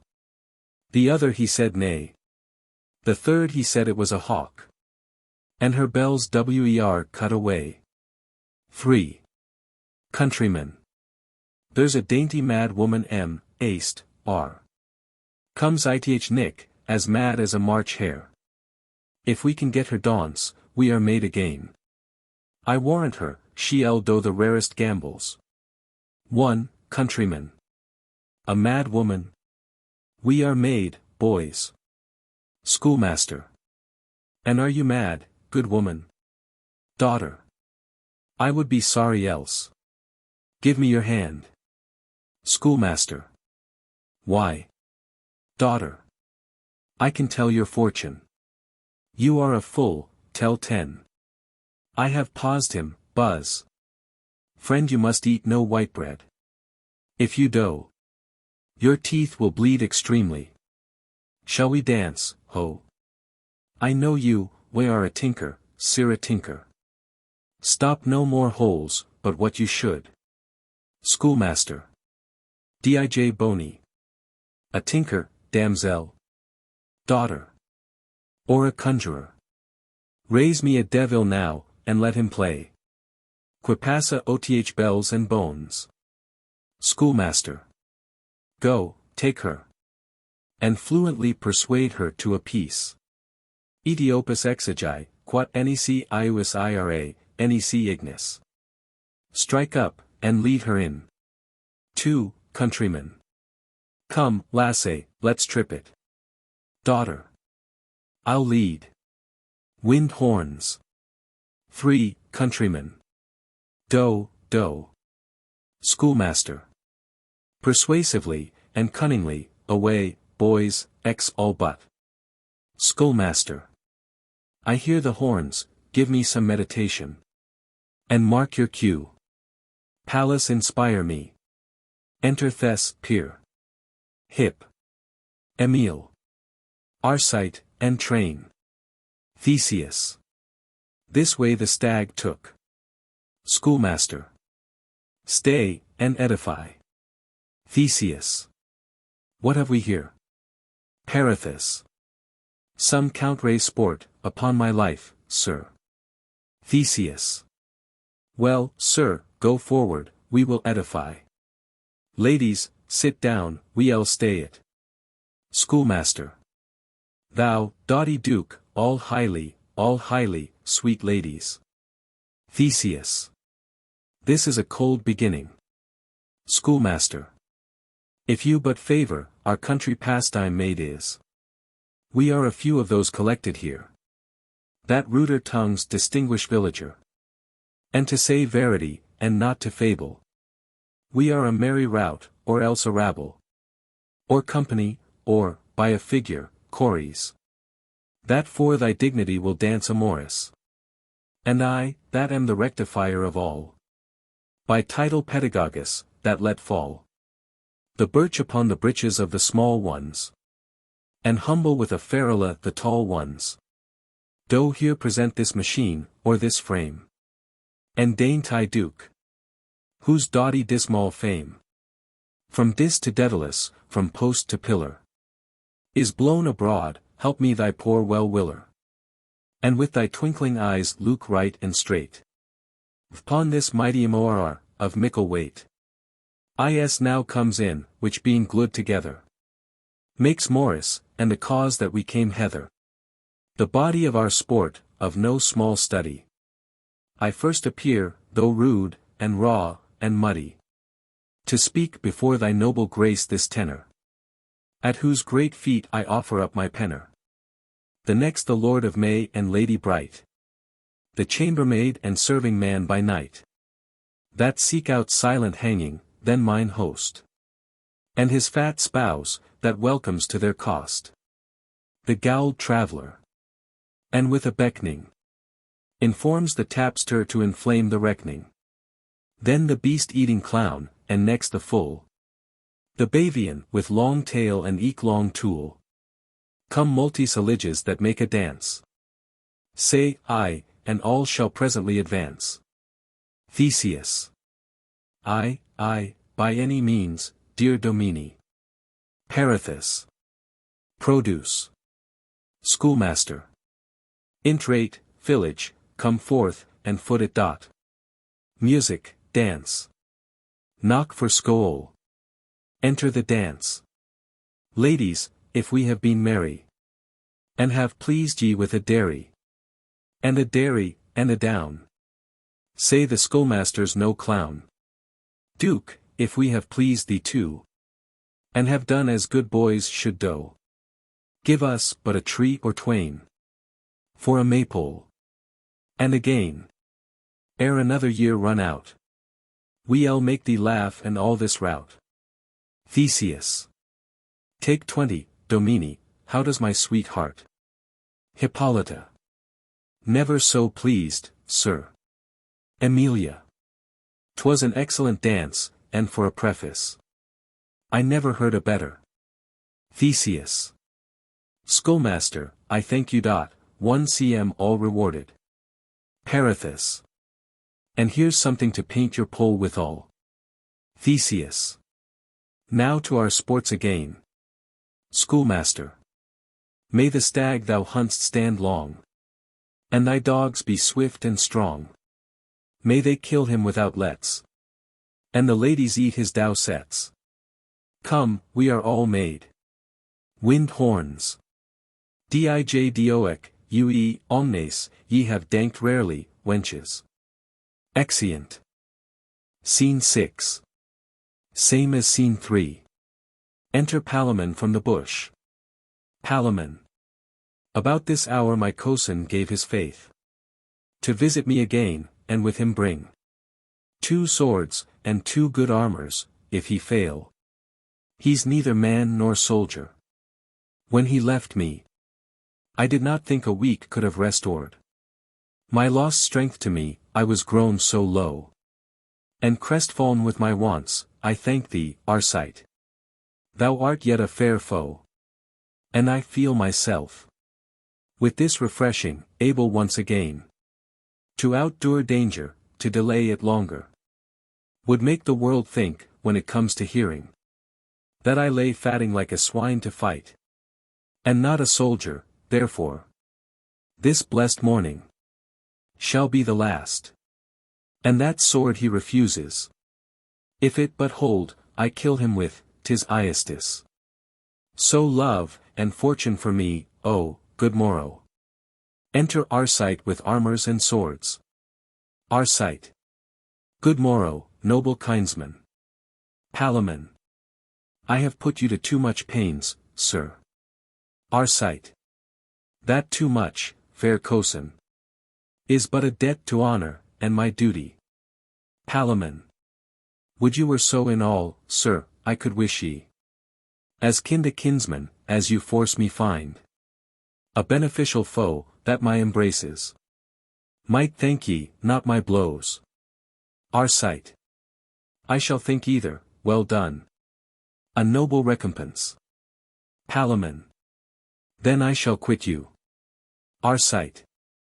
Defy me in these fair terms, and you show more than a mistress to me, no more anger. As you love anything that's honorable. We were not bred to talk man.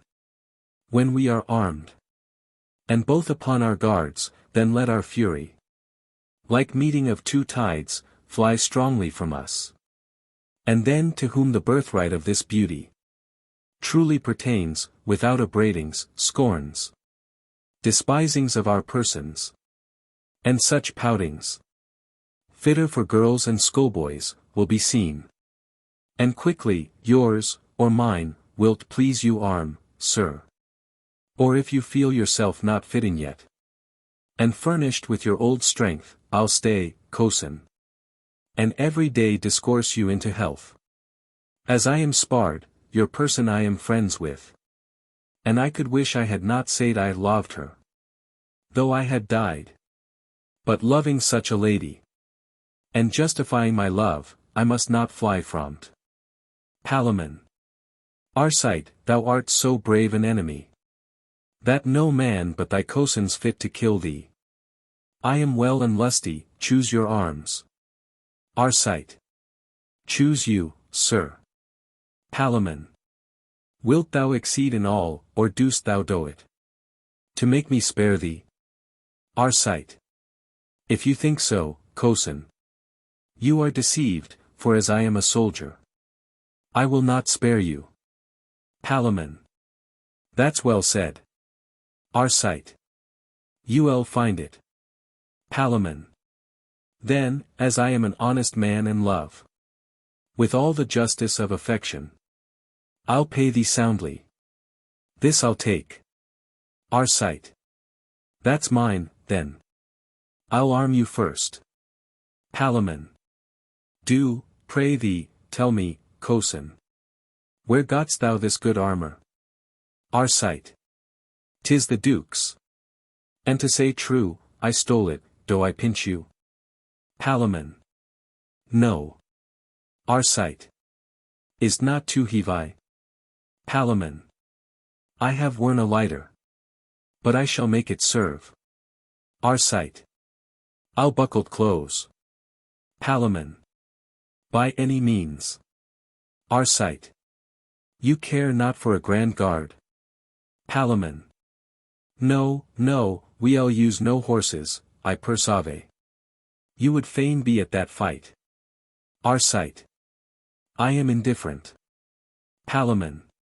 Faith, so am I, good cozen, thrust the buckle through far enough. Arcite. I warrant you. Palamon. My casque now. Arcite. Will you fight Berarmd? Palamon. We shall be the nimbler. Arcite. But use your gauntlets though, those are oth least. Prithee take mine, good cozen. Palamon. Thank you, Arcite. How do I look? Am I fall much away? Arcite. Faith, very little, love has usd you kindly. Palamon. I'll warrant thee, I'll strike home. Arcite. Do, and spare not. I'll give you cause, sweet cozen. Palamon. Now to you, sir. Methinks this armor's very like that, Arcite. Thou worst the day the 3 kings fell, but lighter. Arcite. That was a very good one, and that day, I well remember, you outdid me, cozen. I never saw such valor, when you charged upon the left wing of the enemy. I spurred hard to come up, and under me I had a right good horse. Palamon. You had indeed, a bright bay, I remember. Arcite. Yes, but all was vainly labored in me. You outwent me. Nor could my wishes reach you, yet a little I did by imitation. Palamon. More by virtue. You are modest, cozen. Our sight. When I saw you charge first, methought I heard a dreadful clap of thunder break from the troop. Palamon. But still before that flew the lightning of your valor. Stay a little. Is not this piece too straight? Our sight. No, no, 'tis well. Palamon. I would have nothing hurt thee but my sword. A bruise would be dishonor.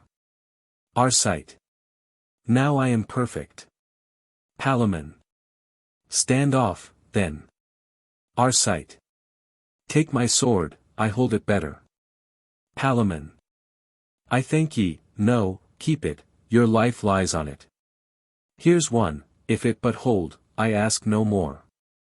For all my hopes, my cause and honor guard me. They bow. Sever all ways, then advance and stand. Our sight. And me my love. Is there aught else to say? Palamon. This only, and no more, thou art mine aunt's son. And that blood we desire to shed is mutual. In me, thine, and in thee, mine. My sword is in my hand, and if thou kill'st me, the gods and I forgive thee, if there be a place prepared for those that sleep in honor. I wish his weary soul that falls may win it. Fight bravely, Chaucer, give me thy noble hand. Our sight. Here, Palamon, this hand shall never more come near thee with such friendship. Palamon. I commend thee. Our sight. If I fall, curse me, and say I was a coward. For none but such dare die in these just trials. Once more farewell, my Chaucer. Palamon. Farewell, our sight. Fight. Horns within, they stand. Our sight. Lo, Chaucer, lo, our folly has undone us. Palamon. Why? Our sight. This is the Duke, a hunting as I told you. If we be found, we are wretched. Oh, retire. For honor's sake, and safety presently. Into your bush again, sir, we shall find. Too many houris to die in, gentle Chaucer. If you be seen you perish instantly. For breaking prison, and I, if you reveal me. For my contempt. Then all the world will scorn us. And say we had a noble difference. But base disposers of it. Palamon. No, no, Chaucer. I will no more be hidden, nor put off this great adventure to a second trial. I know your cunning, and I know your cause. He that faints now, shame take him, put thyself upon thy present guard. Our sight. You are not mad. Palamon. Or I will make advantage of this hour. Mine own, and what to come shall threaten me. I fear less than my fortune, no, weak Chaucer. I love Emilia, and in that I'll bury thee, and all crosses else. Our sight. Then, come what can come. Thou shalt know, Palamon, I dare as well die, as discourse, or sleep, only this fears me. The law will have the honor of our ends. Have it thy life. Palamon. Look to thine own well, our sight. Fight again. Horns. Enter Theseus, Hippolyta, Emilia, Perithous and train. Theseus. What ignorant and mad malicious traitors are you, that gainst the tenor of my laws are making battail, thus like knights appointed without my leave, and officers of arms? By Castor, both shall die. Palamon. Hold thy word, Theseus. We are certainly both traitors, both despisers of thee and of thy goodness. I am Palamon. That cannot love thee, he that broke thy prison. Think well what that deserves, and this is our sight. A bolder traitor never trod thy ground. A falser knew our seemed friend, this is the man. Was begged and banished. This is he contemns thee. And what thou darest do, and in this disguise. Against thy own edict follows thy sister. That fortunate bright star, the fair Emilia. Whose servant, if there be a right in seeing, and first bequeathing of the soul to, justly, I am, and, which is more, dares think her his. This treachery, like a most trusty lover. I called him now to answer. If thou be'st, as thou art spoken, great and virtuous, the true decider of all injuries, say, fight again, and thou shalt see me, Theseus. Do such a acquiesces, thou thyself wilt envy. Then take my life, I'll with thee toot. Perithous. O heaven! What more than man is this? Theseus. I have sworn. Our sight we seek not. Thy breath of mercy, Theseus. 'Tis to me a thing as soon to die, as thee to say it. And no more Ovid, where this man calls me traitor. Let me say thus much, if in love be treason, in service of so excellent a beauty, as I love most, and in that faith will perish, as I have brought my life here to confirm it, as I have served her truest, worthiest, as I dare kill this cozen, that denies it. So let me be most traitor, and ye please me. For scorning thy edict, Duke, ask that lady why she is fair, and why her eyes command me. Stay here to love her, and if she say, traitor, I am a villain fit to lie unburied. Palamon. Thou shalt have pity of us both, O Theseus. If unto neither thou shew mercy, stop. As thou art just, thy noble ear against us. As thou art valiant, for thy cozen's soul, whose 12 strong labours crown his memory. Let's die together, at one instant, Duke. Only a little let him fall before me, that I may tell my soul he shall not have her. Theseus. I grant your wish, for, to say true, your cozen has 10 times more offended. For I gave him more mercy than you found, sir, your offences being no more than his. None here speak for him. For, ere the sun set, both shall sleep for ever. Hippolyta. Alas the pity! Now or never, sister. Speak, not to be denied. That face of yours will bear the curses else of after ages. For these lost cozens. Emilia. In my face, dear sister, I find no anger to nor no ruin. The misadventure of their own eyes kill them. Yet that I will be woman, and have pity. My knees shall grow to ground, but I'll get mercy. Help me, dear sister, in a deed so virtuous. The powers of all women will be with us. Most royal brother. Hippolyta. Sir, by our tie of marriage. Emilia. By your own spotless honor. Hippolyta. By that faith, that fair hand, and that honest heart you gave me. Emilia. By that you would have pity in another. By your own virtues infinite. Hippolyta.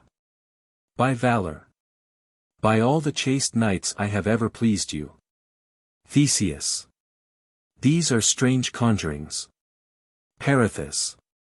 Nay, then, I'll in too. By all our friendship, sir, by all our dangers. By all you love most, wars and this sweet lady. Emilia. By that you would have trembled to deny. A blushing maid. Hippolyta. By your own eyes, by strength. In which you swore I went beyond all women. Almost all men, and yet I yielded, Theseus. Perithous. To crown all this, by your most noble soul, which cannot want due mercy, I beg first. Hippolyta. Next, hear my prayers. Emilia. Last, let me entreat, sir. Perithous. For mercy. Hippolyta. Mercy. Emilia. Mercy on these princes. Theseus. Ye make my faith real, say I felt. Compassion to both, how would you place it? Emilia. Pawn their lives, but with their banishments. Theseus. You are a right woman, sister. You have pity. But want of understanding where to use it. If you desire their lives, invent a way. Safer than banishment, can these two live? And have the agony of love about and not kill one another. Every day. They'll fight about you. How'll I bring your honor? In public question with their swords. Be wise, then. And here forget, it concerns your credit. And my oath equally, I have said they die. Better they fall by law, than one another. Bow not my honor. Emilia. O my noble brother. That oath was rashly made, and in your anger. Your reason will not hold it, if such vows stand for express will, all the world must perish. Beside, I have another oath gainst yours. Of more authority, I am sure more love. Not made in passion neither, but good heed. Theseus. What is it, sister? Perithous. Verge at home, brave lady. Emilia. That you would never deny me anything fit for my modest suit, and your free granting. I tie you to your word now, if ye fall in't. Think how you maim your honor. For now I am set a-begging, sir, I am deaf to all but your compassion. How, their lives might breed the ruin of my name, opinion. Shall anything that loves me perish for me? That were a cruel wisdom, though men proin the straight young bows that blush with thousand blossoms, because they may be rotten. O Duke Theseus! The goodly mothers that have grown for these, and all the longing maids that ever loved, if your vows stand, shall curse me and my beauty, and in their funeral songs for these two cousins, despise my cruel tie, and cry woe worth me, till I am nothing but the scorn of women. For heaven's sake save their lives, and banish Theseus. On what conditions? Emilia. Swear never more to make me their contention, or to know me, to tread upon thy dukedom, and to be, wherever they shall travel, ever strangers to one another. Palamon. I'll be cut a pieces. Before I take this off, forget I love her. Oh, all ye gods despise me, then.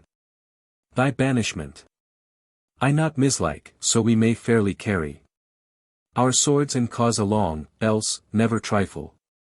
But take our lives, Duke, I must love and will. And for that love must and dare kill this cousin. On any peace the earth has. Theseus. Will you, Arcite, take these conditions? Palamon. He's a villain, then. Perithous. These are men. Arcite. No, never, Duke, 'tis worse to me than begging to take my life so basely. Though I think I never shall enjoy her, yet I'll preserve the honor of affection, and die for her. Make death a devil. Theseus. What may be done? For now I feel compassion. Perithous. Let it not fall again, sir. Theseus. Say, Emilia. If one of them were dead, as one must, are you content to take each other to your husband? They cannot both enjoy you, they are princes. As goodly as your own eyes, and as noble as ever fame yet spoke of. Look upon and if you can love, end this difference. I give consent, are you content too, princes? Both. With all our souls. Theseus. He that she refuses must die, then. Both. Any death thou canst invent, Duke. Palamon. If I fall from that mouth, I fall with favor. And lovers yet unborn shall bless my ashes. Arcite. If she refuse me, yet my grave will wed me. And soldiers sing my epitaph. Theseus. Make choice, then. Emilia.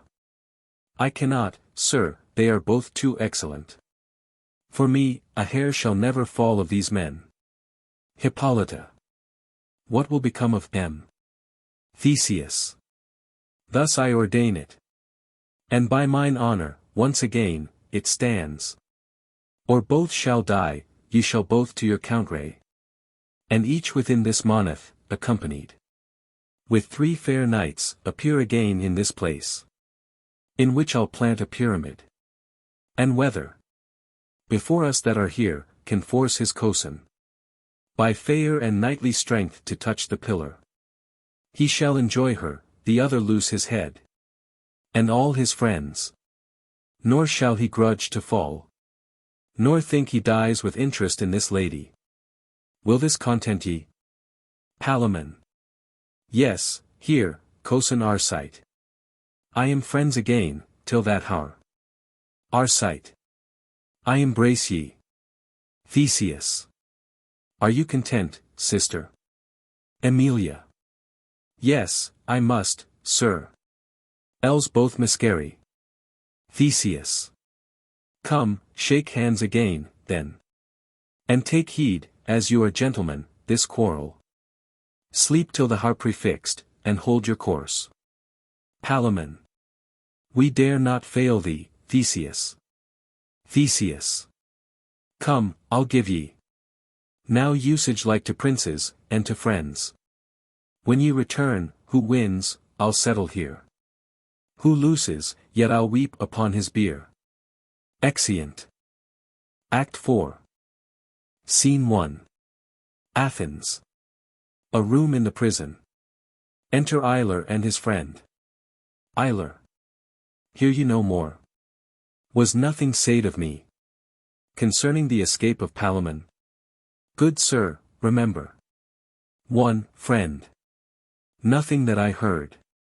For I came home before the Bucines was fully ended, yet I might perceive, ere I departed, a great likelihood of both their pardons, for Hippolyta and fairy Yd Emily, upon their knees, begged with such handsome pity, that the Duke, methought stood staggering, whether he should follow his rash oath, or the sweet compassion of those 2 ladies, and to second them.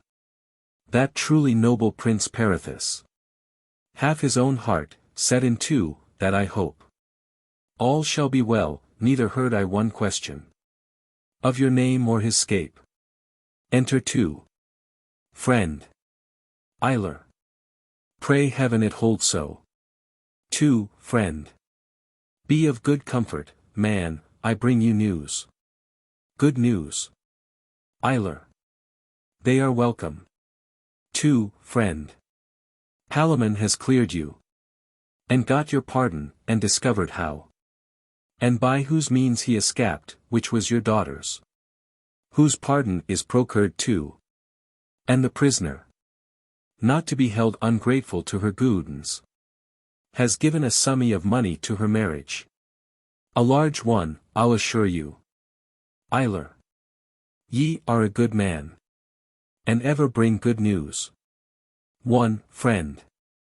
How was it ended? 2. Friend. Why, as it should be, they that never begged. But they prevailed, had their sweets fairly granted. The prisoners have their lives. 1. Friend. I knew 't would be so. 2. Friend. But there be new conditions, which you'll hear of at better time. Iler. I hope they are good. 2. Friend. They are honorable. How good they'll prove, I know not. Enter wooer. 1. Friend. 'Twill be known. Wooer. Alas, sir, where's your daughter? Iler. Why do you ask? Wooer. Oh, sir, when did you see her? 2. Friend. How he looks. Eiler. This morning. Wooer. Was she well? Was she in health, sir? When did she sleep? 1. Friend. These are strange questions. Eiler. I do not think she was very well, for now.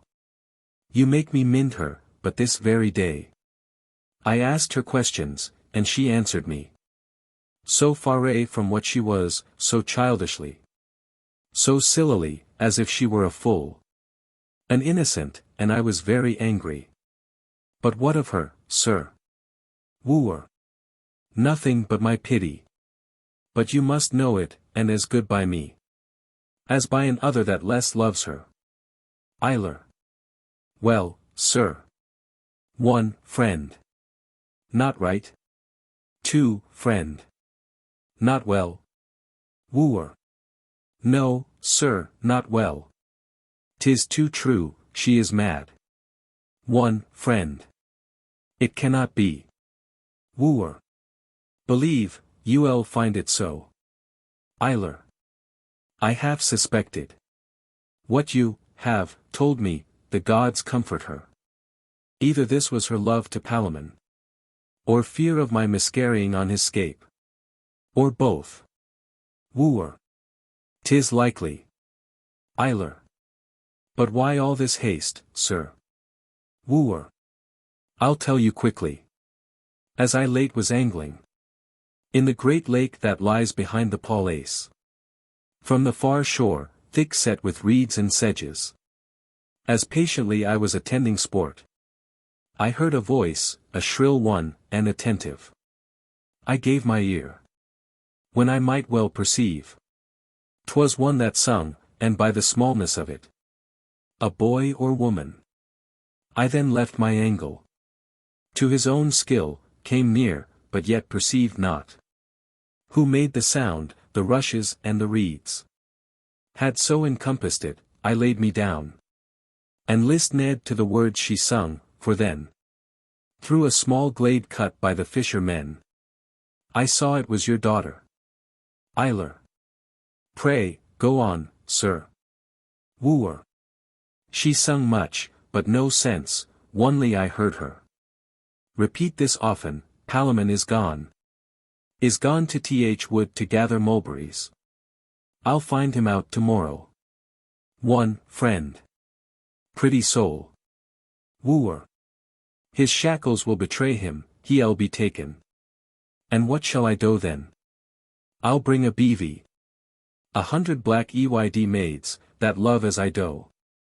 With chaplets on their heads of daffodillies. With cherry lips, and cheeks of damask roses. And all we'll dance an antique for the Duke. And beg his pardon. Then she talked of you, sir. That you must lose your head tomorrow morning. And she must gather flowers to bury you. And see the house made handsome, then she sung. Nothing but, willow, willow, willow, and between. Ever was, Palamon, fair Palamon. And, Palamon was a tall young man. The place was knee-deep where she sat, her corel's tresses. A wreath of bulrush rounded. About her stuck. 1,000 fresh water flowers of several colours. That methought she appeared like the fair nymph. That feeds the lake with waters, or as iris. Newly dropped down from heaven. Rings she made. Of rushes that grew by, and to spoke.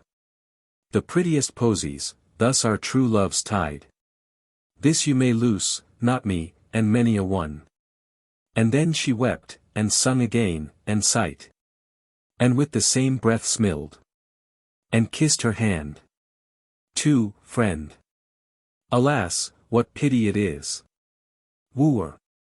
I made into her. She saw me, and straight sought the flood. I saved her. And set her safe to land, when presently. She slipped away, and to the city made. With such a cry and swiftness, that, believe me. She left me far behind her. 3 or 4. I saw from far off cross her, one of them. I knew to be your brother, where she stayed. And fell, scarce to be got away, I left them with her, enter. Brother, daughter, and others. And Heather came to tell you. Here they are. Daughter. Sings. May you never more enjoy the light, and is not this a fine song? Brother.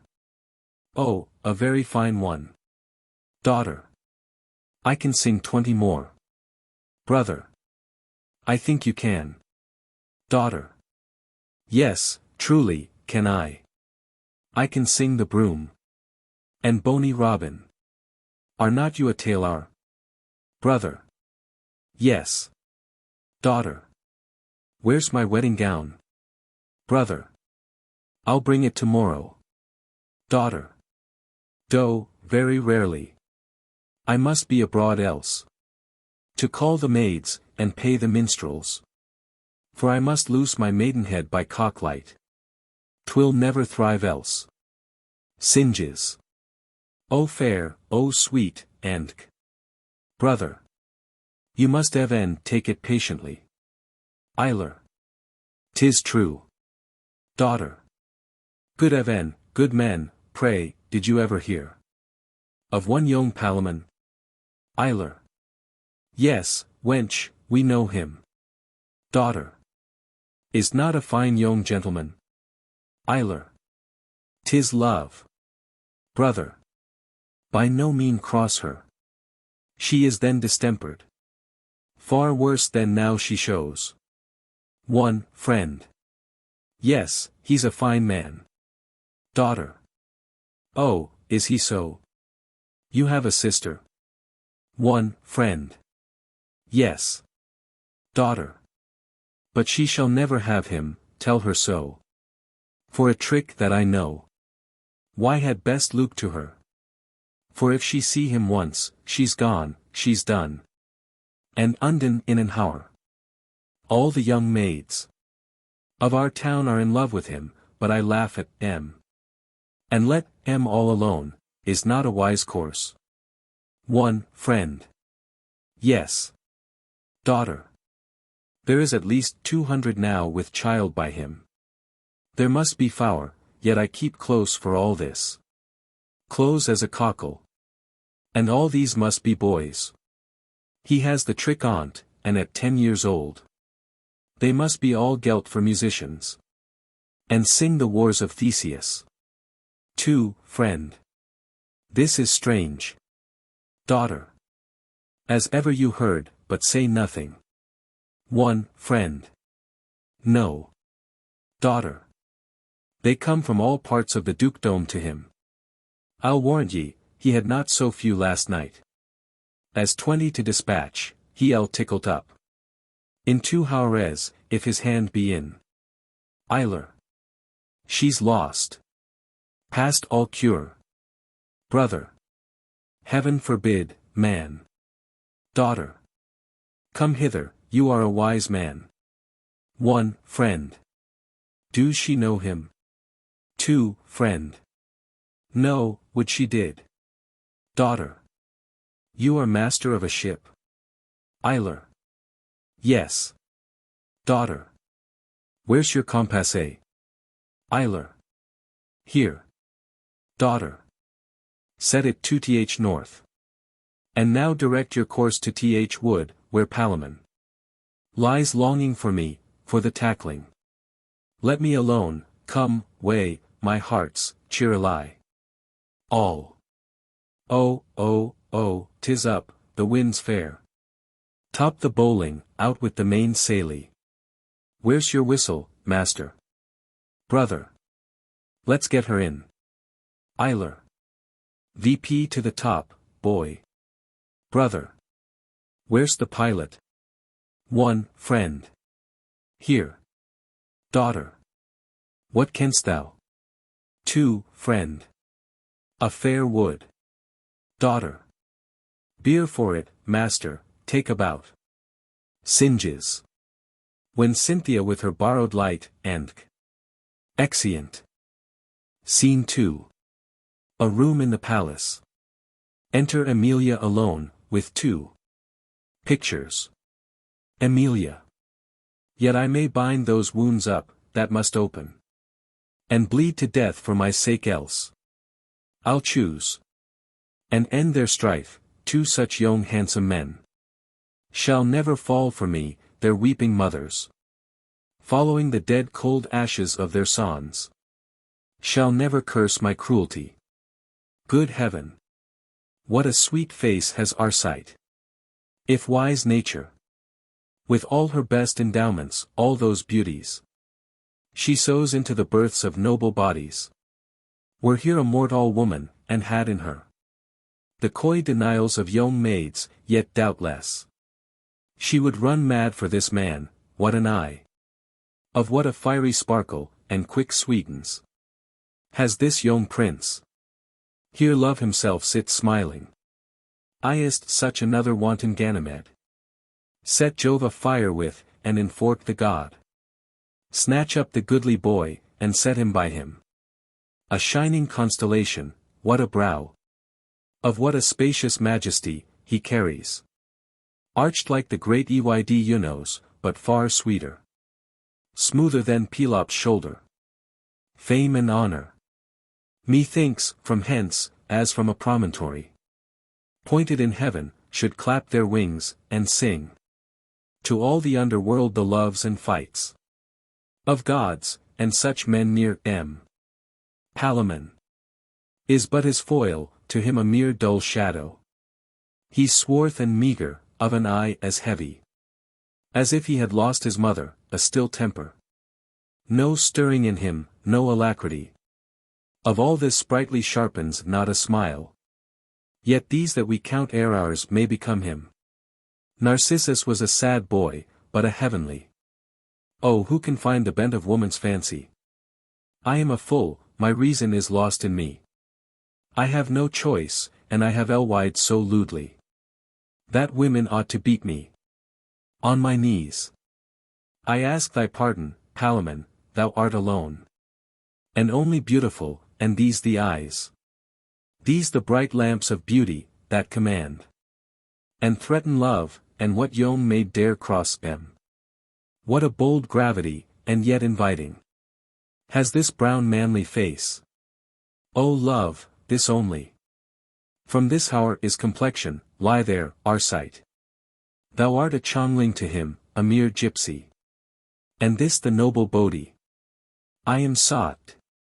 Utterly lost, my virgin's faith has fled me.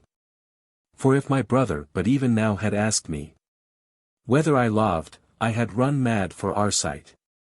Now, if my sister, more for Palamon.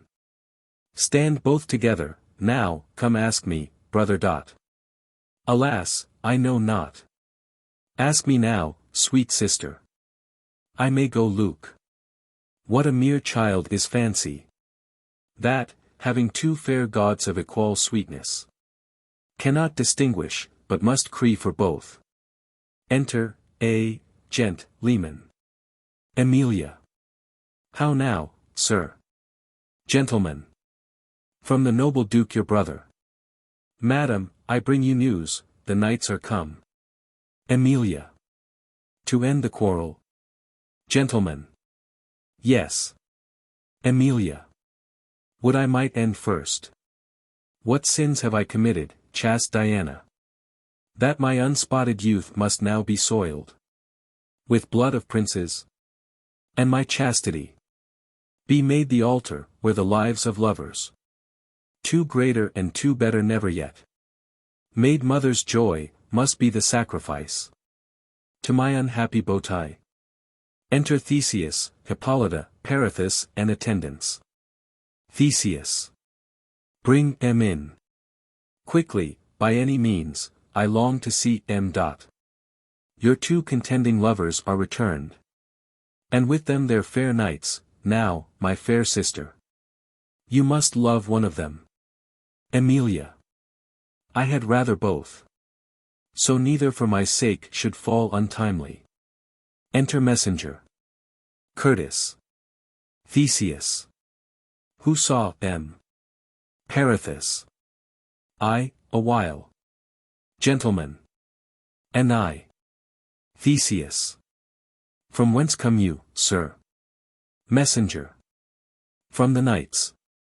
Theseus. Pray, speak. You that have seen them, what they are. Messenger. I will, sir. And truly what I think, 6 braver spirits. Than these they have brought, if we judge by the outside. I never saw, nor read of. He that stands in the first place with our sight, by his seeming, should be a stout man, by his face a prince. His very looks so say him, his complexion. Nearer a brown, than black, stern, and yet noble. Which shews him hardy, fearless, proud of dangers. The circles of his eyes show fire within him. And as a heated lion, so he looks. His hair hangs long behind him, black and shining. Like raven's wings, his shoulders broad and strong. Armd long and round, and on his thigh a sword. Hung by a curious baldric, when he frowns. To seal his will with, better. O my conscience! Was never soldier's friend. Theseus. Thou hast well described him. Perithous. Yet a great deal short. Methinks, of him that's first with Palamon. Theseus. Pray, speak him, friend. Perithous. I guess he is a prince too. And, if it may be, greater. For his show has all the ornament of honor in't. He's somewhat bigger, than the knight he spoke of. But of a face far sweeter. His complexion is, as a ripe grape, ruddy, he has felt. Without doubt, what he fights for, and so apter. To make this cause his own, in's face appears. All the fair hopes of what he undertakes. And when he's angry, then a set-led valor, not tainted with extremes, runs through his body. And guides his arm to brave things, fear he cannot. He shews no such soft temper. His head's yellow, hard-haired, and curled, thick twined like ivy tods. Not to undo with thunder, in his face. The livery of the warlike maid appears. Pure red, and white, for yet no beard has blessed him. And in his rolling eyes sits victory. As if she ever meant to court his valor. His nose stands high, a character of honor. His red lips, after fights, are fit for ladies. Emilia. Must these men die too? Perithous. When he speaks, his tongue sounds like a trumpet, all his lineaments are as a man would wish, strong and clean. He wears a well-steeled axe, the staff of gold. His age some 25. Messenger. There's another. A little man, but of a tough soul, seeming as great as any, fairer promises. In such a body yet I never looked on. Perithous. Oh, he that's freckle facete. Messenger. The same, my lord. Are they not sweet ones? Perithous. Yes, they are well. Messenger. Methinks, being so few, and well disposed, they show great, and fine art in nature. He's white-haired. Not wanton white, but such a manly color. Next to an aborn, tough, and nimble set, which shows an active soul. His arms are brawny, Linda with strong sinews, to the shoulder piece. Gently they swell, like women new conceived. Which speaks him prone to labor, never fainting. Vender the weight of arms. Stout heart, still. But when he stirs, a tiger, he's grey EYD. Which yields compassion where he conquers, sharp. To spy advantages, and where he finds He's swift to make his, he does no wrongs. Nor takes none. He's round facete, and when he smiles, he shows a lover, when he frowns, a soldier. About his head he wears the winner's oak. And in it stuck the favour of his lady. His age, some 36. In his hand He bears a charging staff, embossed with silver. Theseus. Are they all thus? Perithous. They are all the songs of honor. Theseus. Now, as I have a soul, I long to see em. Lady, you shall see men fight now. Hippolyta. I wish it. But not the cause, my lord, they would show. Bravely about the titles of two kingdoms. 'Tis pity love should be so tyrannous. O my soft heart sister, what think you? Weep not, till they weep blood, wench, it must be. Theseus. You have steeled em with your bow tie. Honored friend. To you I give the field, pray, order it. Fitting the persons that must use it. Perithous. Yes, sir. Theseus. Come, I'll go visit em, I cannot stay. Their fame has furred me so. Till they appear. Good friend, be royal. Perithous. There shall want no bravery. Emilia.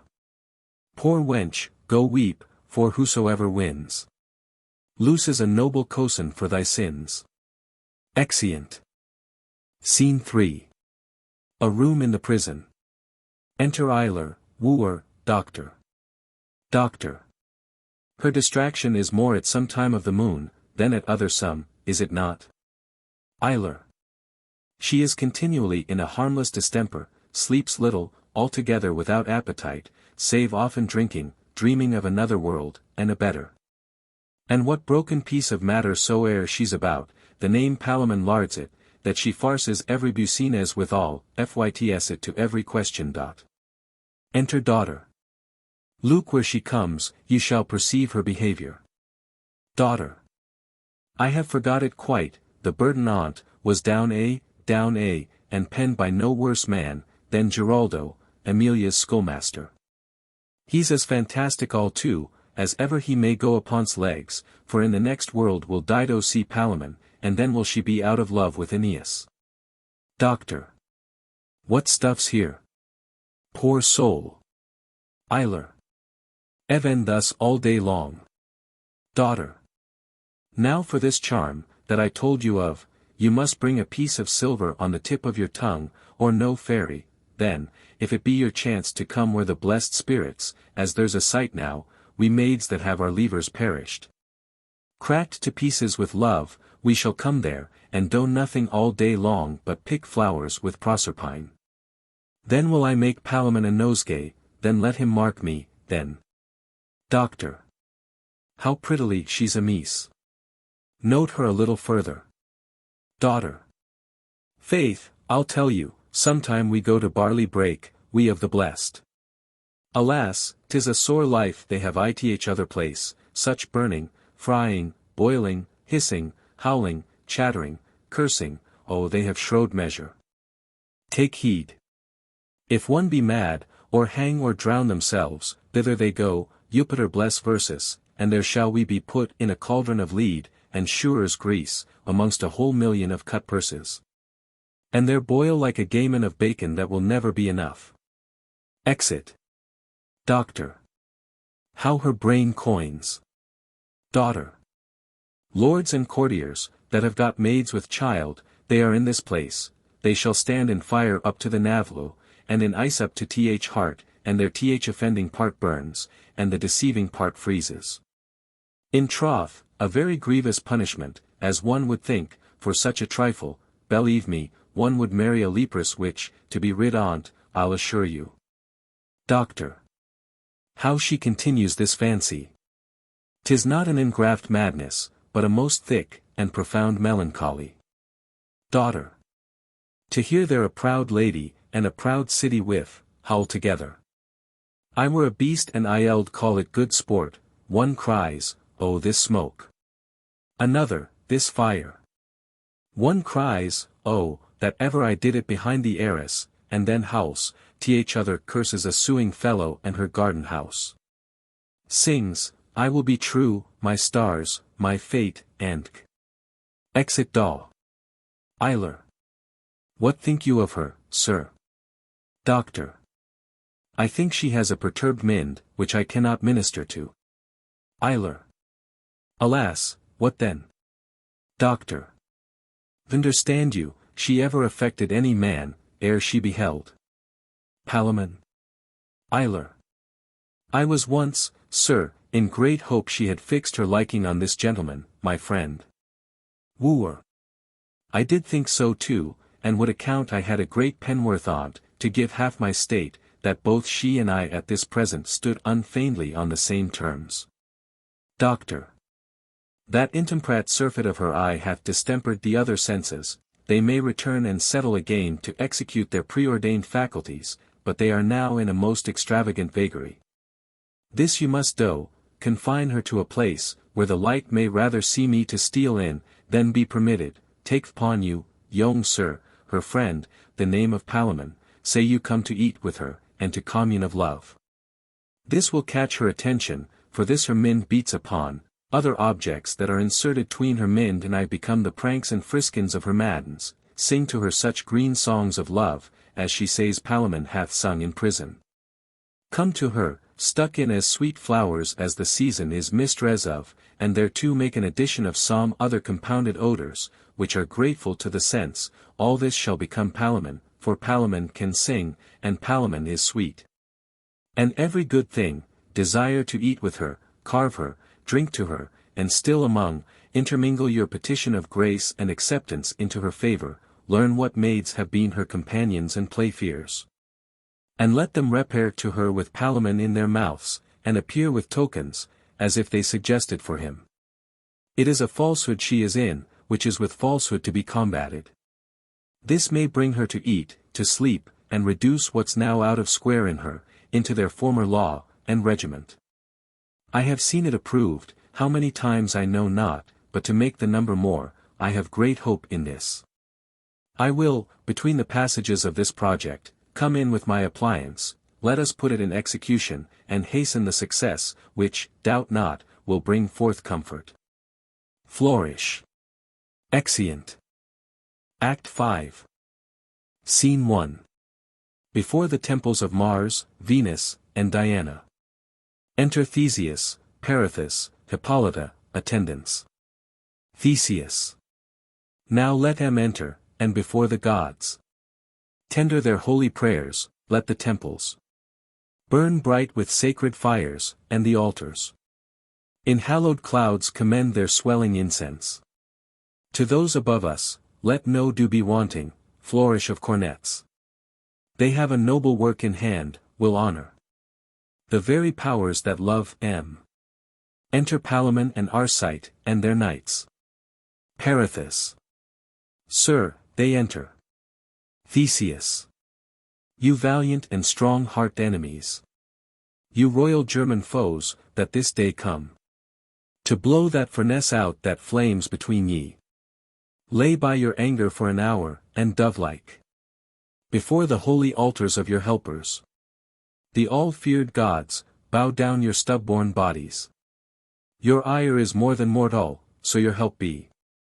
And as the gods regard ye, fight with acquiesces. I'll leave you to your prayers, and betwixt ye I part my wishes. Perithous. Honor crown the worthiest. Exit Theseus, and his train. Palamon. The glass is running now that cannot finish. Till one of us expire, think you but thus. That were there aught in me which strove to show mine enemy in this business, wert one eye against another, arm oppressed by arm. I would destroy th offender, 'cause, I would. Though parcel of myself, then from this gather. How I should tender you. Arcite. I am in labor. To push your name, your ancient love, our kindred, out of my memory. And ith self same place. To seat something I would confound, so hoist we the sails, that must these vessels port even where the heavenly limiter pleases. Palamon. You speak well. Before I turn, let me embrace thee, cozen. This I shall never do again. Arcite. One farewell. Palamon.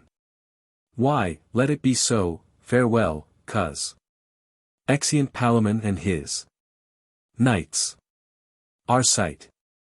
Farewell, sir. Knights, kinsmen, lovers, yeah, my sacrifices. True worshippers of Mars, whose spirit in you expels the seeds of fear, and apprehension, which still is farther off it. Go with me before the God of our profession, there. Require of him the hearts of lions, and the breath of tigers, yeah, the fierceness too. Yeah, the speed also, to go on, I mean. Else wish we to be snails, you know my prize must be dragged out of blood. Force and great feet must put my garland on, where she sticks. The queen of flowers, our intercession then must be to him that makes the camp a cestern. Brymd with the blood of men, give me your aid. And bend your spirits towards him. They kneel. Thou mighty one, that with thy power hast turned green Neptune into purple, whose approach comets pre-warn, whose havoc ye in vast field Nearth skulls proclaim, whose breath blows down the teeming Ceres' foison. Who doth pluck with hand army potent from forth blue clouds the mason turrets, that both makest and breakst the stony girths of cities, me thy pupil, youngest follower of thy dram, instruct this day with military skill, that to thy laud I may advance my streamer, and by thee be stilled the Lord Oth day. Give me, great Mars, some token of thy pleasure. Here they fall on their faces as formerly, and there is heard clanging of armor, with a short thunder as the burst of a battail. Whereupon they all rise and bow to the altar.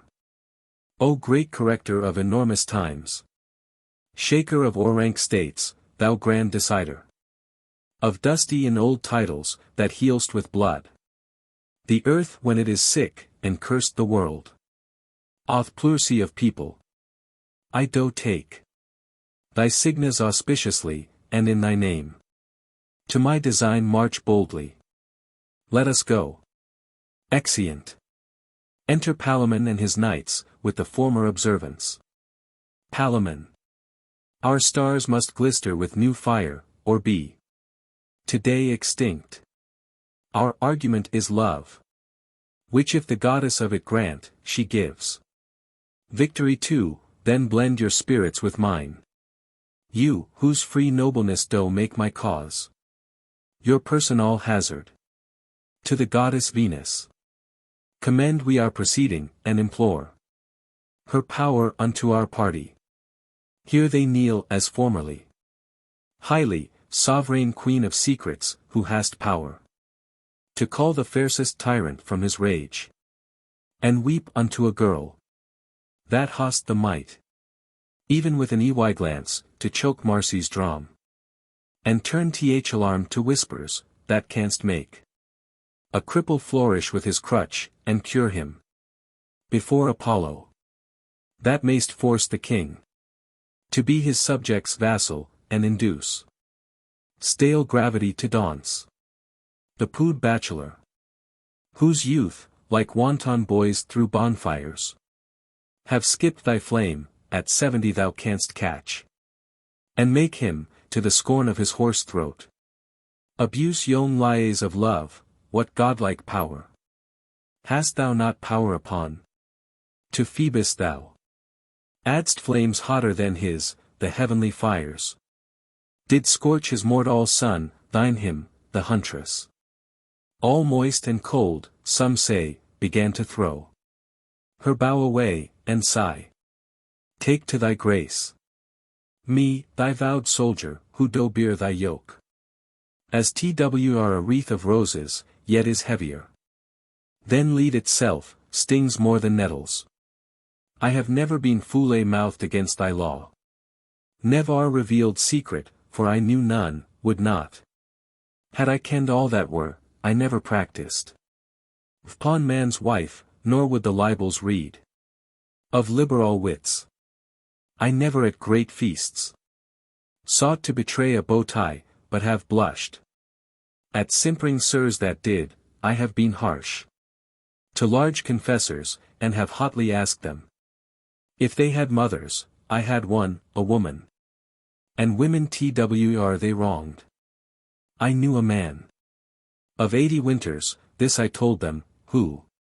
Alas, of 14 bride, 'twas thy power. To put life into dust. The aged cramp had screwed his square foot round. The gout had knit his fingers into knots. Torturing convulsions from his globy eyes had almost drawn their spheres. That what was life in him seemed torture, this anatomy. Had by his young fair fear a boy, and I believed it was him, for she swore it was. And who would not believe her? Brief, I am. To those that prate and have done no companion. To those that boast and have not a defier. To those that would and cannot a rejoicer. Yea, him I do not love, that tells close offices. The foulest way, nor names concealments in. The boldest language, such a one I am.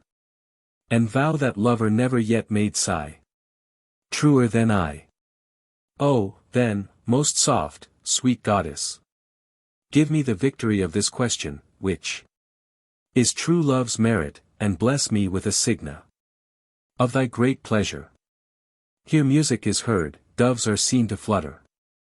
They fall again upon their faces, then on their knees. Palamon. O thou, that from 11 to 9 reign'st in mortal bosoms, whose chase is this world. And we in herds thy game, I give thee thanks for this fair token, which, being laid unto mine innocent true heart, arms in assurance, they bow my body to this business. Let us rise and bow before the goddess, time comes on. Exeunt. Still music of records.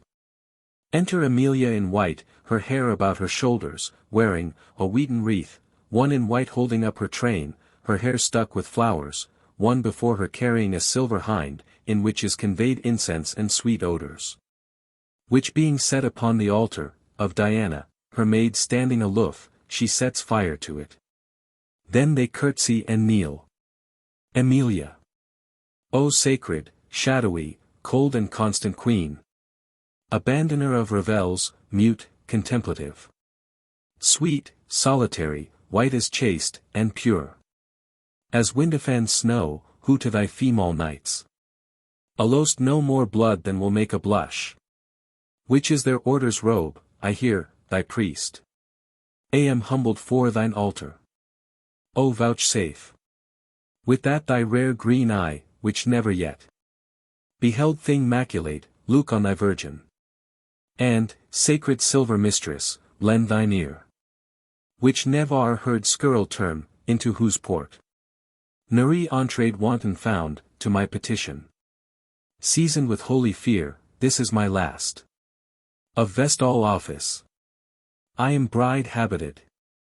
But maiden heart, a husband I have pointed. But do not know him. Out of 2 I should choose one and pray for his success, but I am guiltless of election, of mine eyes. Were I to lose one, they are equal precious. I could doom neither, that which perished should go to unsentenced, therefore. Most modest queen. He of the 2 pretenders, that best loves me. And has the truest title in't, let him take off my wheaten girland, or else grant the file and quality I hold, I may continue in thy band. Here the hind vanishes under the altar, and in the place ascends a rose tree, having 1 rose upon it. See what our general of ebbs and flows out from the bowels of her holy altar. With sacred act advances but 1 rose. If well inspurred, this battail shall confound both these brave knights, and I, a virgin floor, must grow alone unplucked. Here is heard a sodane twang of instruments, and the rose fowls backslash from the tree, which vanishes under the altar. The floor is fallen, the tree descends, O, mistress. Thou here dischargest me. I shall be gathered. I think so, but I know not thine own will. Then clasp thy mystery dot, I hope she's pleased. Her signas were gracious. They curtsy and exeunt. Scene 2. A darkened room in the prison. Enter Doctor, Isler and Wooer, in habit of Palamon. Doctor. Has this advice I told you, done any good upon her? Wooer. Oh, very much. The maids that kept her company have half persuaded her that I am Palamon. Within this half hour she came smiling to me, and asked me what I would eat, and when I would kiss her. I told her presently, and kissed her twice. Doctor. 'Twas well done, 20 times had been far better. For there the cure lies mainly. Wooer. Then she told me she would watch with me tonight, for well she knew what hour my fit would take me. Doctor. Let her do so. And when your fit comes, fit her home. And presently. Wooer. She would have me sing. Doctor. You did so. Wooer. No. Doctor. 'Twas very ill done, then. You should observe her every way. Wooer. Alas! I have no voice, sir, to confirm her that way. Doctor. That's all one, if ye make a noise. If she entreat again, do anything. Lie with her, if she ask you. Isler. Hoa, there, doctor. Doctor. Yes, in the way of cure. Isler. But first, by your leave. Ith way of honesty. Doctor. That's but a niceness. Never cast your child away for honesty. Cure her first this way, then if she will be honest. She has the path before her. Isler. Thank ye, doctor. Doctor. Pray, bring her in. And let's see how she is. Isler. I will, and tell her. Her Palamon stays for her, but, doctor. Methinks you are ith wrong still. Exit Isler. Doctor. Go, go. You fathers are fine fools, her honesty. And we should give her physic till we find that. Wooer. Why, do you think she is not honest, sir? Doctor. How old is she? Wooer. She's 18. Doctor. She may be. But that's all one, 'tis nothing to our purpose. Whate'er her father says, if you perceive her mood inclining that way that I spoke of. Videlicet, the way of flesh, you have me. Wooer. Yet, very well, sir. Doctor. Please her appetite. And do it home. It cures her, ipso facto. The melancholy humor that infects her. Wooer. I am of your mind, doctor. Enter Isler, daughter, maid. Doctor. You'll find it so, she comes, pray humor her. Isler. Come, your love Palamon stays for you, child. And has done this long hour, to visit you. Daughter. I thank him for his gentle patience. He's a kind gentleman, and I am much bound to him. Did you never see the horse he gave me? Isler. Yes. Daughter. How do you like him? Isler. He's a very fair one. Daughter. You never saw him dance? Isler. No. Daughter. I have often. He dances very finely, very comely. And for a eyed, come cut and long tail to him. He turns ye like a top. Isler. That's fine, indeed. Daughter. He'll dance the Morris 20 mile an hour. And that will founder the best hobby horse.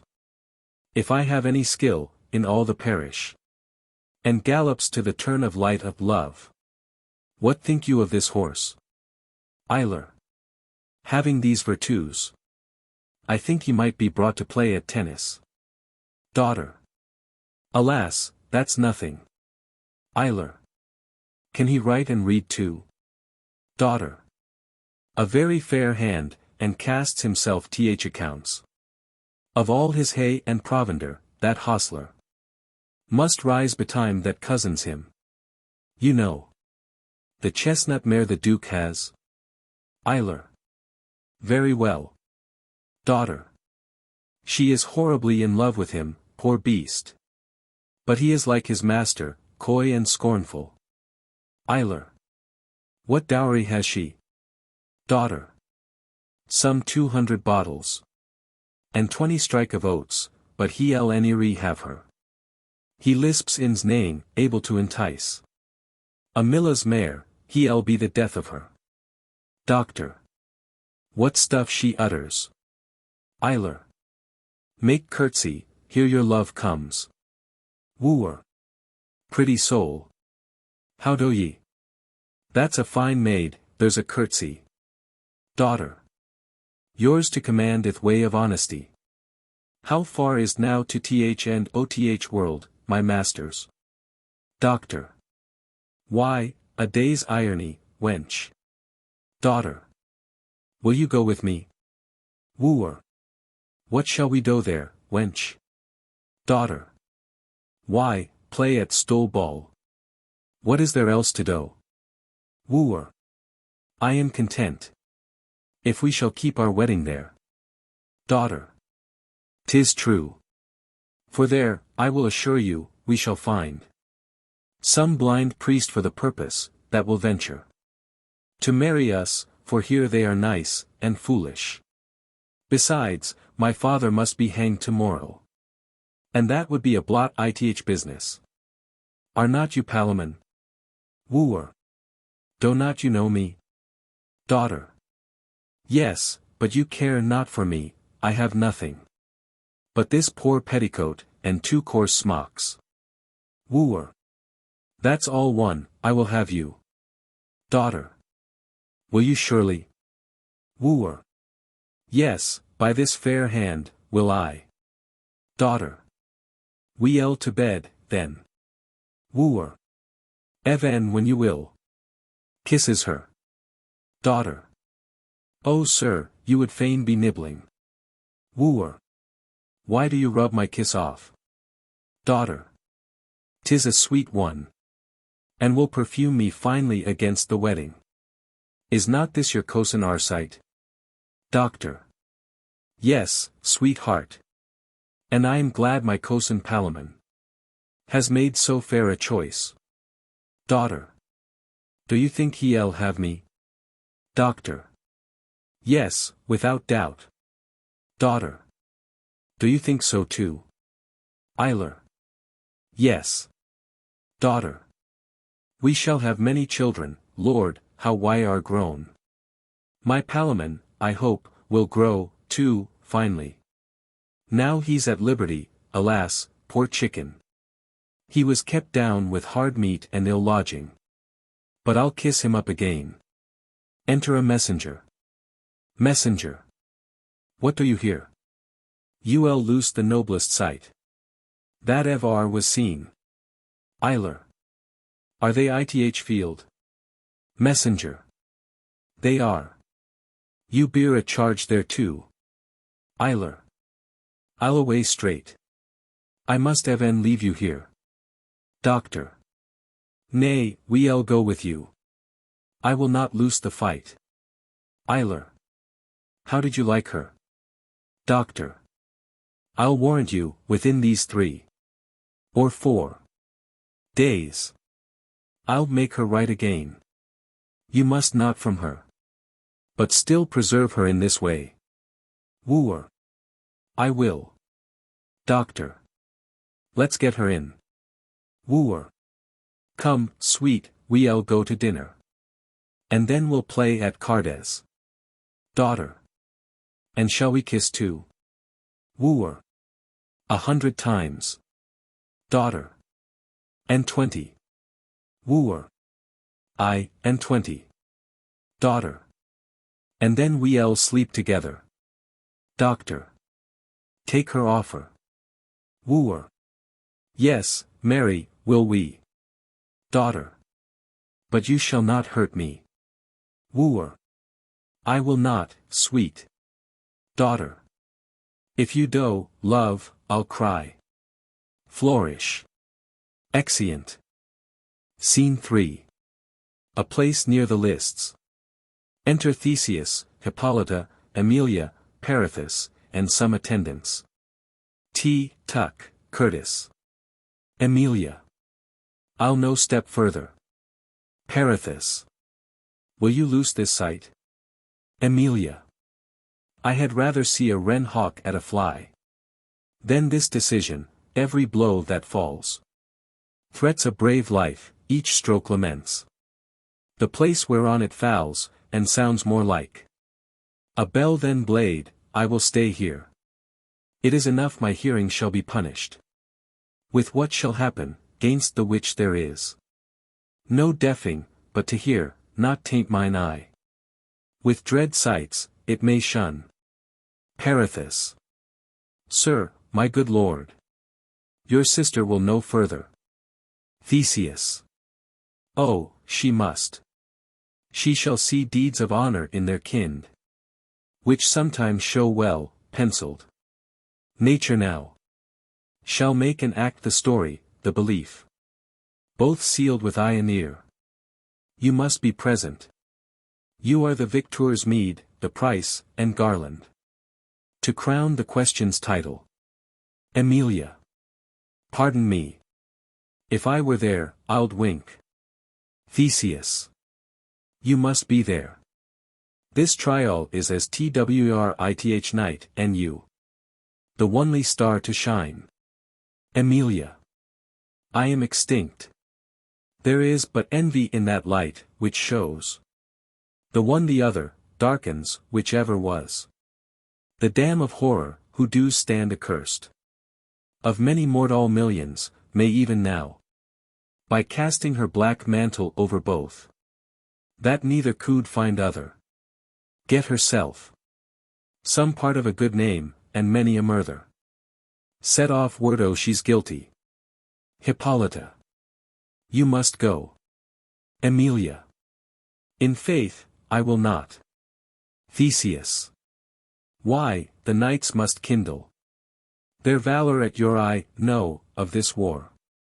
You are the treasure, and must needs be by to give the service pay. Emilia. Sir, pardon me. The title of a kingdom may be tried out of itself. Theseus. Well, well, then, at your pleasure. Those that remain with you could wish their office to any of their enemies. Hippolyta. Farewell, sister. I am like to know your husband for yourself. By some small start of time, he whom the gods do of the two know best, I pray them he be made your lot. Exeunt Theseus, Hippolyta, Perithous, and Emilia. Arcite is gently visaged. Yet his eye is like an engine bent, or a sharp weapon. In a soft sheath, mercy and manly courage are bedfellows in his visage. Palamon has a most menacing aspect, his brow is graved, and seems to bury what it frowns on. Yet sometime 'tis not so, but alters to the quality of his thoughts, long time his eye will dwell upon his object. Melancholy becomes him nobly. So does Arcites' mirth. But Palamon saddens is a kind of mirth so mingled, as if mirth did make him sad. And saddens, marry, those darker humours that stick misbecomingly on others, on them live in fair dwelling. Cornets. Trumpets sound as to a charge.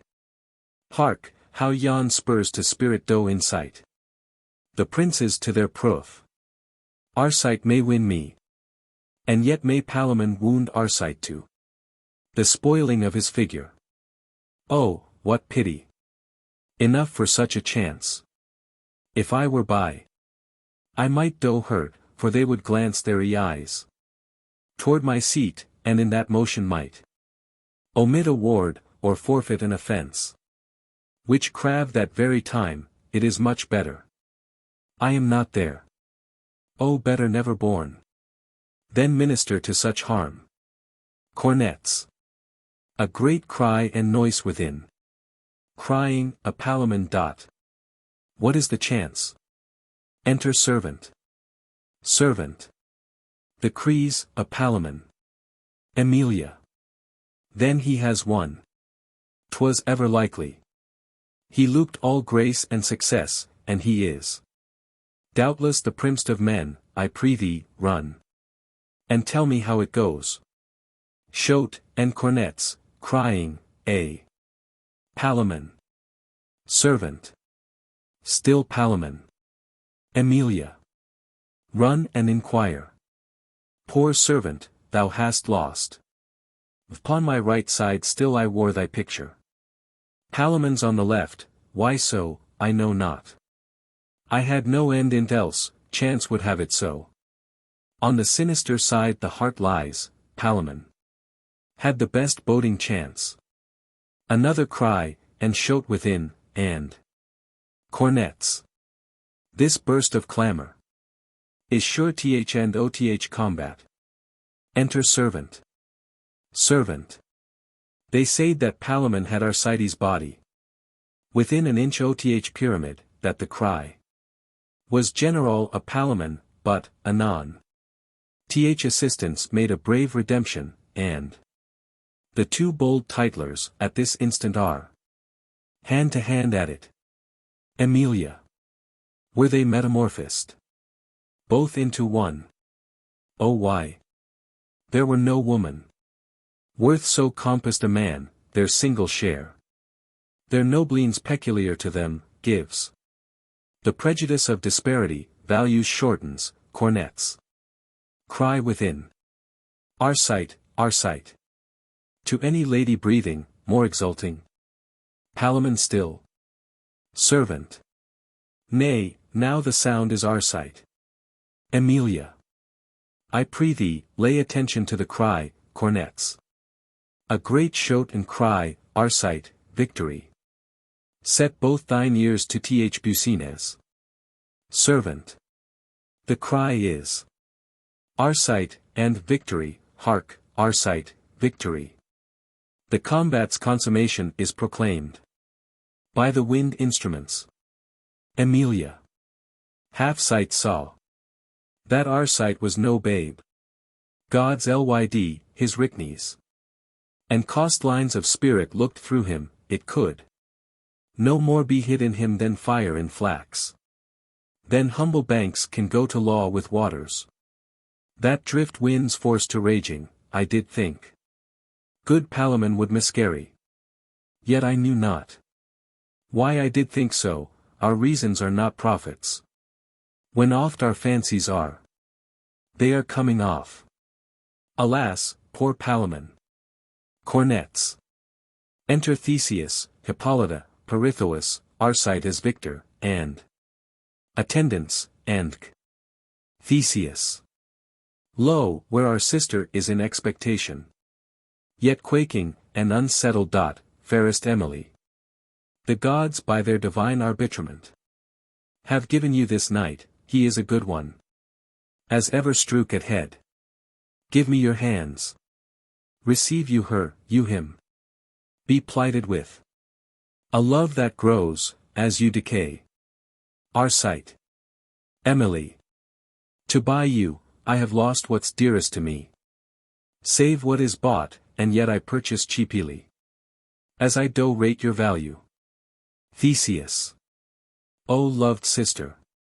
He speaks now of as brave a knight as e'er did spur a noble steed. Surely, the gods would have him die a bachelor, least his race should shew ith world too godlike. His behavior so charmed me, that me thought I'll see this was to him a sow of lead, if I could praise each part of him to th all I have spoke. Your Arcite did not lose bite.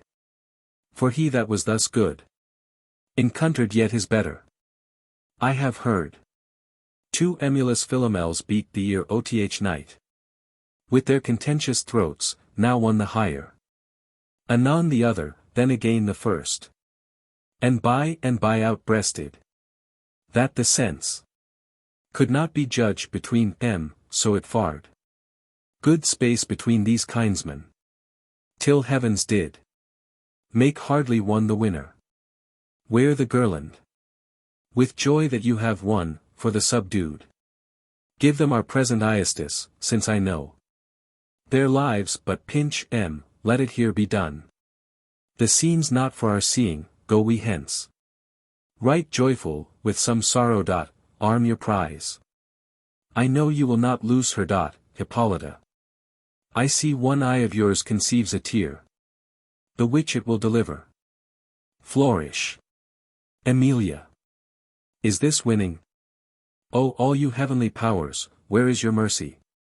But that your wills have said it must be so. And charge me live to comfort this unfriended, this miserable prince, that cuts away a life more worthy from him than all women. I should, and would, die too. Hippolyta. Infinite pity. That for such eyes should be so fixed on one. That too must needs be blind for't. Theseus. So it is. Exeunt. Scene 4. The same, a block prepared. Enter Palamon and his knights pinioned, Iler, executioner, and guard. Palamon. There's many a man alive that hath outlived the love oth people. Ith self-same state. Stands many a father with his child, some comfort we have by so considering, we expire. And not without men's pity. To live still. Have their good wishes. We prevent the loathsome misery of age, beguile the gout and rheum, that in lag howres attend. For grey approachers, we come towards the gods. Young and unwhoppered, not halting under crimes many and stale, that sure shall please the gods. Sooner than such, to give us nectar with for we are more clear spirits. My dear kinsmen, whose lives, for this poor comfort, are laid down. You have sold to Chape. One night. What ending could be of more content? Or us the victors have fortune, whose title is as momentary. As to us death is certain, a grain of honor. They not o'erweigh us. Night. Let us bid farewell. And with our patience anger tottering fortune, who at her certainst reels. 3. Night. Come, who begins? Palamon. Even he that led you to this banquet shall taste to you all. Aha, my friend, my friend. Your gentle daughter gave me freedom once. Ul seat done now for ever, pray, how does she? I heard she was not well. Her kind of ill gave me some sorrow. Iler. Sir, she's well restored. And to be married shortly. Palamon. By my short life, I am most glad on't, 'tis the latest thing I shall be glad of. Prithee tell her so. Commend me to her, and to peace her portion. Tender her this. Gives purse. 1. Night. Nay, let's be offers all. 2. Night. Is it a maid? Palamon. Verily, I think so. A right good creature, more to me deserving than I can quite or speak of. All knights commend us to her. They give their purses. Iler. The gods requite you all. And make her thankful. Palamon. Adieu. And let my life be now as short as my leave-taking lies on the block. 1. Night. Lead, courageous Cosin. 2. Night. We'll follow cheerfully. A great noise within crying, run, save, hold. Enter in haste a messenger. Messenger. Hold, hold. Oh hold, hold, hold. Enter Pirithous in haste. Pirithous. Hold. Hoa. It is a cursed haste you made. If you have done so quickly. Noble Palamon. The gods will shew their glory in a life that thou art yet to lead. Palamon. Can that be? When Venus, I have said, is false. How do things fare? Pirithous. Arise, great sir, and give the tidings ear. That are most dearly sweet and bitter. Palamon. What? Hath wacked us from our dream? Pirithous. List then, your cosin. Mounted upon a steed that Emily did first bestow on him, a black one, owing not a hair worth of white, which some will say weakens his price, and many will not buy his goodness with this note, which superstition here finds allowance. On this horse is Arcite, trotting the stones of Athens, which the Calkins did rather tell than trample.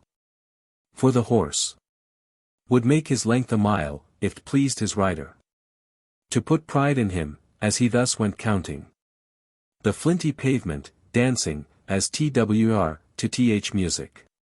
His own hoofs made. For as they say from iron came music's origin, what envious flint? Cold as old satin, and like him pausiest. With fire malevolent, darted a spark. Or what fair sulphur else, to this end made? I comment not. The hot horse, hot as fire, took toy at this, and fell to what disorder his power could give his will, bounds, comes on end. Forgets scold doing, being therein trained. And of kind manage. Pig-like he whines at the sharp rowel, which he freets at rather than any jot obeys. Seeks all foule means of boisterous and rough iadry, to deceit his lord, that kept it bravely, when not served. When neither curb would crack, girth break, nor differing plunges disroot his rider whence he grew. But that he kept him 'tween his legs, on his hind hoofs on end he stands. That Arcites' legs, being higher than his head, seemed with strange art to hand his victor's wreath.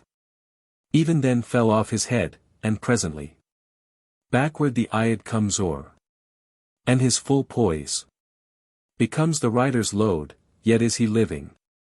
But such a vessel 'tis, that floats but for the surge that next approaches. He much desires to have some speech with you. Lo, he appears. Enter Theseus, Hippolyta, Emilia, Arcite in a chair. Palamon. O miserable end of our alliance! The gods are mighty, Arcite, if thy heart, thy worthy, manly heart, be yet unbroken. Give me thy last words. I am Palamon, one that yet loves thee dying. Arcite. Take Emilia, and with her all the world's joy, reach thy hand. Farewell, I have told my last hour. I was false, yet never treacherous. Forgive me, cosin. One kiss from fair Emilia, 'tis done. Take her, I die. Palamon. Thy brave soul seek Elysium. Emilia. I'll close thine eyes, prince, blessed souls be with thee. Thou art a right good man, and while I live, this day I give to tears. Palamon. And I to honor. Theseus. In this place first you fought, even very here. I sundered you, acknowledge to the gods our thanks that you are living. His part is played, and though it were too short, he did it well. Your day is lengthened, and the blissful dew of heaven does arouse you. The powerful Venus well hath gracked her altar, and given you your love. Our master Mars hath vouched his oracle, and to our sight gave the grace of the contention, so the deities have showed due justice, bear this hence. Palamon. O Cosin. That we should things desire, which do cost us the loss of our desire, that naught could buy. Dear love, but loss of dear love. Theseus. Never fortune did play a subtler game, the conquered triumphs. The victor has the loss, yet in the passage the gods have been most equal, Palamon. Your kinsman hath confessed the right oth lady did lie in you, for you first saw her. And even then proclaimed your fancy, he restored her as your stolen Yule, and desert your spirit to send him hence forgiven. The gods my justice take from my hand, and they themselves become the executioners. Lead your lady off, and call your lovers from the stage of death, whom I adopt my friends. A day or two let us look sadly, and give grace unto the funeral of our sight, in whose end the visages of bridegrooms will put on, and smile with Palamon, for whom an hour, but 1 hour, since, I was as dearly sorry, as glad of our sight, and am now as glad as for him sorry. O you heavenly charmers, what things you make of us! For what we lack we laugh, for what we have, are sorry, still. Our children in some kind, let us be thankful for that which is, and with you leave dispute that are above our question. Let's go off, and bear us like the time. Flourish. Exeunt. Epilogue. I would now ask ye how ye like the play. But, as it is with sco boys, cannot say. I am cruel fearful, pray, yet stay a while. And let me look upon ye, no man smile. Then it goes hard, I see. He that has loved a young handsome wench, then, show his face. 'Tis strange if none be here, and if he will against his conscience, let him hiss, and kill. Our market, 'tis in vain, I see, to stay ye. Have it the worst can come, then. Now what say ye? And yet mistake me not, I am not bold. We have no such cause. If the tale we have told, for 'tis no other, any way content ye. For to that honest purpose it was meant ye. We have our end, and ye shall have ere long, I dare say, many a better, to prolong your old loves to us. We, and all our might, rest at your service. Gentlemen, good night. Flourish. Finis.